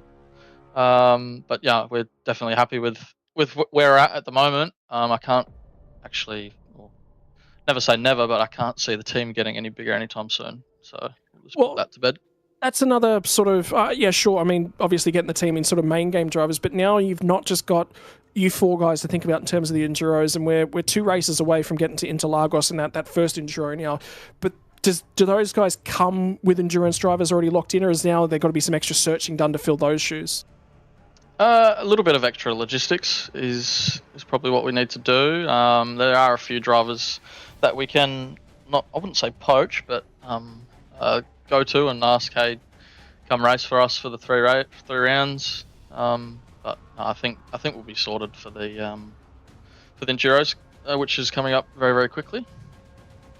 Mate, and finally, the opportunity is all yours. I mean, if you want to throw some flack at some of the teammates, come on, James. You could have been a little bit faster, could have saved a little bit more fuel. You know, always rough up the old teammates anytime you get. Nah, we take the mickey out of each other in the background, not in the public eye. But nah, it's great. Honestly, lock out the front 3 positions there. Obviously, Dylan and Luke didn't have the quality that they probably should have or thought they could have, but I definitely think we could have all been well up there. It's great to see they move forward in the race as well. So onwards and upwards for us. Just going to keep progressing and go race by race, and hopefully we can win a few more. Mate, congratulations here tonight. Is there anyone you'd like to thank that makes it possible for you and the team? Yeah, obviously I'll give a big shout out to Brody and Shane for jumping on tonight, helping us out. Short notice, obviously, with Supercars on this week and Chicago, so their weeks are just going to get busier and busier. So for them to put aside some time, 90 minutes of their time, or more with Bush, he actually did a lot of the setup work this week, just getting his eye in and whatnot. So can't thank those guys enough. And obviously with Jack and his social brand doing okay, coming on board for the rest of the season, that's obviously great. I think the cars look fantastic on the live stream and whatnot, and obviously our other continued support from Hybrid Racing Simulations and Rocco Performance. We can't do it without all those guys. Mate, congratulations on the result here tonight, and thanks for giving us a little bit of a window in the background. And I mean, that's what sim racing is, isn't it, to everyone? It's about getting out there and having fun with your mates. The performances are obviously great out on track, but if you're not having fun behind the scenes, that's the big key to sim racing, isn't it? Yeah, 100%. If you're not having fun, what's the point of doing it? So, yeah, we try to keep it fun, and yeah, we do try to just have fun around one another and not take things too seriously. So, yeah. Congratulations. Thank you very much for your time, Jared, and we'll see you again in the future. Thanks, mate. And Sam Mann is going to get an opportunity to chat to the driver who's sitting behind him, the teammate, James Scott and Sam Mann, coming at you. Yeah, congratulations, James. What a great race. That, especially towards the end, nice and close. Looks like there was a little bit of strategy that Jared just touched on for yourself there, but you led pretty much the entire night there with us before sort of fuel stop strategies and everything started to play out as I spit my words out. But a good run for you tonight in some brand new colours. Car looks terrific. Yeah, no, the car does look really good. Good to debut all the new sponsors and that sort of stuff we got on the side of the car. But yeah, no, I just got that little bit of a lead in the first stint, but was struggling a little bit. I just couldn't really find a rhythm and wasn't all that comfortable, so probably hindered my night a little bit. But yeah, good to, was able to recover it in that second stint, save a bit of fuel, keep the pace up pretty good as well. And then yeah, come out, in clean air for a couple of laps, and then when Jared got ahead, it was, pretty straightforward. How do you find it when you're being the race leader? So I said everyone loves to lead a race, but you're doing all that work where there's some teams behind you, they're all sort of drafting, saving a bit of fuel, but you're out there sort of punching a big hole all by yourself. Does that sort of become annoying, or you sort of just took that in your stride and just sort of figured out how your strategy was going to play out for the rest of the night? No, it is what it is. I probably wasn't punching a hole in the air that much in the first stint. I got the gap out to 2.5 seconds. But just wasn't fast enough. So I have to go back and need to find a bit more speed. But yeah, if I was fast enough, then I would have probably set up my night. But yeah, just lacks in speed a little bit.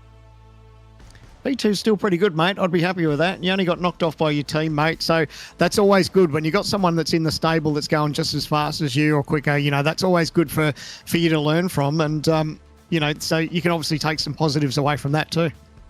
Yeah, no, absolutely. It's always good to have. We've got, obviously we've got a few new drivers as well. Plenty of fast guys in the team, but obviously Jared's been doing it for so long now, and he's so consistent and fast at pretty much every track. So it's good to, in the lead up, we can look at, I might be faster a little bit here, and he might be a bit faster somewhere else, but then, just work together and end up trying to, be as fast as each other, but work together to get that speed up. And good to have people in the background like Jared touched on, to have Brody Kostecki and Shane Van Gisbergen in your back pocket, just sort of helping out, giving that little advice and spotting maybe throughout the night. I mean, that's really handy as a team to have that sort of experience as well to sort of lean back on, because obviously we know what they do in the real world, but they're not bad steerers in our virtual world either. So to have them in your team and in your backyard is pretty handy.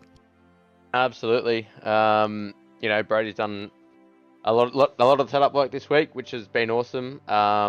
He's always, throwing ideas around, and always greatly appreciate all the work that he puts in. We obviously were pretty on the money tonight. Shane obviously a little bit harder for him to do laps with just time zone difference and everything else. But the fact that he wakes up at 5 a.m. in the morning, I think it is for him, to spot every week, every round, I should say. Just shows how much he's dedicated to what we do and what he helps set up. So really appreciate all those guys that help out, and it's awesome. Well, before you let you go, mate, well done on tonight. Is there anyone you want to thank? Yep, obviously new sponsors doing okay. Ryko Performance, Hybrid Racing Simulations, Brody and Shane as well. I know we just spoke about them, but can't thank those guys enough for the effort they always put in. Other guys in the team, it was really good preparing, obviously, first week for Andrew and Griffin in the team, and sucked to see what happened to Griffin tonight. But speed was there, so sure he'll bounce back at the next round. And you guys for the broadcast, the race control guys, and Madison on be here as well. Cheers, mate. All the best. Looking forward to seeing you at the next round. Until then, take it easy, and we'll see you at the next one. Thanks, mate. Well, there you go, Scott. That's the team there. They've a nice little 1-2 for them, and you're now catching up with Madison Down from Trans-Tasman Racing. Mate, Madison, difficult night at the office. I mean, you take P3 at the tail end of it, but it was just such a battle pack in between everyone that was basically from second through to about 10th. It was just every single lap, people harassing each other, some looking to try and fuel save, some trying to really make their case and push further down the racetrack. You've got to manage a race like that. That's not easy. Yeah, absolutely. We kind of made our bet a little bit there in qualifying with only managing P9, so just didn't get that first lap right and had an off track. We managed to keep it on the road there. Probably would have been in that top 5, maybe top 3. So a shame that, we felt like we had pace there, but we just missed the mark there. And probably got a bit lucky on the start. Made up, I think, 2 or 3 spots on the first lap. So Griffin's bad start definitely helped me out. But overall, I mean, the Lobs guys were pretty quick. I think we saw Jared probably had the clear pace in that one. James, I felt like I was probably closer to James and Jared, but strategically, we just weren't quite there where we needed to be. Mate, in terms of things, it's been a difficult championship getting to this point after everything that all happened. We're now at the halfway mark, and we're on sort of this run, downhill. I say that, but next round's Monza, and then the endurance campaign kicks off. And everything starts to change when you get to that endurance. We're going to have 1,000 kilometres worth of racing between Interlagos, Sandown, and the big one at Bathurst. There's a lot of racing coming up in probably the next 2 months. Yeah, absolutely. I mean, a lot can happen. It's probably the most difficult it ever has been, competition-wise. We say it every year, but it's not getting any easier. I mean, the other part of it, of course, is we now have the new damage model on the cars, so the attrition is a lot higher. I'm surprised we didn't see more of it tonight, actually, but credit to how well everyone drove, I guess. But it's at some of those enduros, that attrition is going to be there. more than it ever has been, and you just can't afford a DNF in this series. And with basically scoring 0 points the way the points work, a DNF costs you so much more than even a 30th or 35th.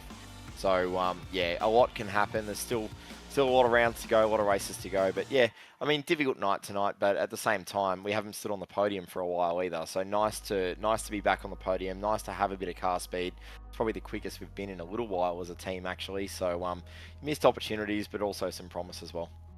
Right, well, take me through sort of the next month and a bit, will you? By the time we get into Lagos, we got Monza coming up next, and that's a track that's, yeah, sure, everyone will sit down and say, we've seen Formula One, and it's all about everyone brings their individual car that they do to Monza when they go there. But for the supercars, it's not that simple. You do have to have some downforce to have a balanced car to hang on to the thing through the Lesmos and then through the chicanes as well. So it's not just as simple as going, we've got to take all the wing off. It's finding a balance. How are you feeling about car setup for there?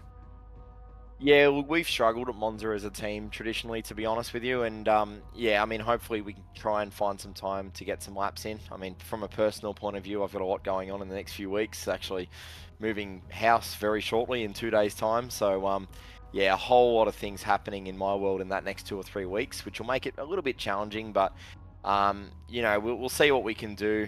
We've also got all the TTR drivers basically. Probably, Sandman, you might have missed the invite, mate, there, but we've got almost all the TTR drivers coming down to City Motorsport Park as well. So that's in the lead up to the Monza prep. So we'll see how we go. That's enough out of the excuse book. But it's a very setup dependent track historically, and driver probably struggles to make the difference there. So tyre degradation in particular seems to be a really critical one. So many big braking zones and then acceleration zones out the other side. So yeah, it's a tough track. I'm not sure how we'll go, to be truthful. We haven't raced there for a little while now. So we've learnt a lot in the last few years in setup, but so is everyone else. So we bit of an unknown. Every round's an unknown. We'll see what happens when we rock up there. Well, I was going to say, you've got everyone in the same room. When does the whiteboard and the laptop come out and everyone starts looking at the data? No, there'll just be a little bit of relaxation, I think, that weekend and yeah, just being a real team. No, it'll be good. We've got a whole bunch of us going out to the track there, and we'll get to see a bunch of our teammates race in the real world. With Andre Macaulay-Jones and also Ando and Aaron Borg as well, actually. So there's going to be about 15 or 16 of us at Sydney Motorsport Park, so that'll be really good. But no, I'm sure that it'll be 3 or 4 days of sim racing talk. So hopefully we bounce some ideas off each other and maybe some of it sticks. Mate, congratulations on the finish here tonight. Who are the drivers and supporters and everything that goes on that you'd like to thank? Oh, good, massive thanks to everybody at TTR as always. As I said, probably not as much prep of late, but we all jump on and have a good time together and enjoy racing together, and that's really what it's all about. So this week's been no different. Massive thank you to all of my personal supporters as well. So Virtual Racing School, Curapack Sheet Metal, Super Cheap Auto.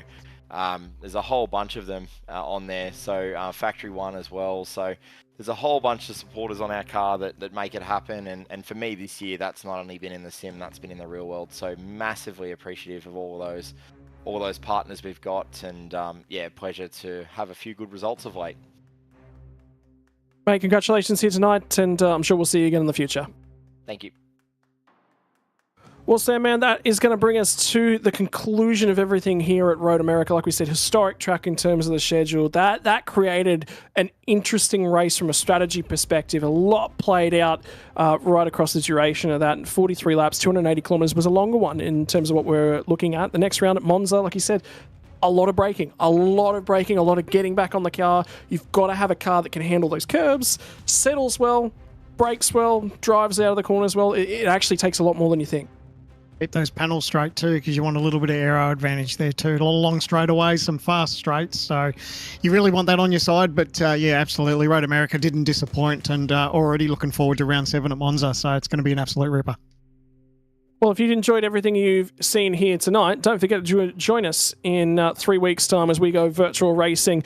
Not on that old, dusty, banked surface. That doesn't get used a whole bunch more, but it'll be from the Monza GP layout on Wednesday, the 24th of July from 7:45 p.m. Australian Eastern Standard Time. I want to say a big shout-out to everyone that gets it done here for the Logitech G Pro Invitational, to the sponsors, our title sponsor, Logitech, and for all of their support across the number of years we've been running this series, to the gamesmen, to Original Gamer Gear, to everyone that's come on board this season and been a super big part of the series. We thank you to all the drivers, the officials that make this series what it is. Ladies and gentlemen, it's been another round of the Logitech Pro Invitational. We'll see you again next time from Monza in 3 weeks' time.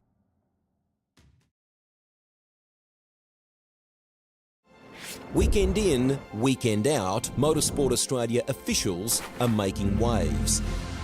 From waving flags, waving cars through pit lane, or responding to a wave for help. Wave hello to new lifelong friends. Who knows, you might just make waves around the world. Ride the first wave. Search Motorsport Australia officials today.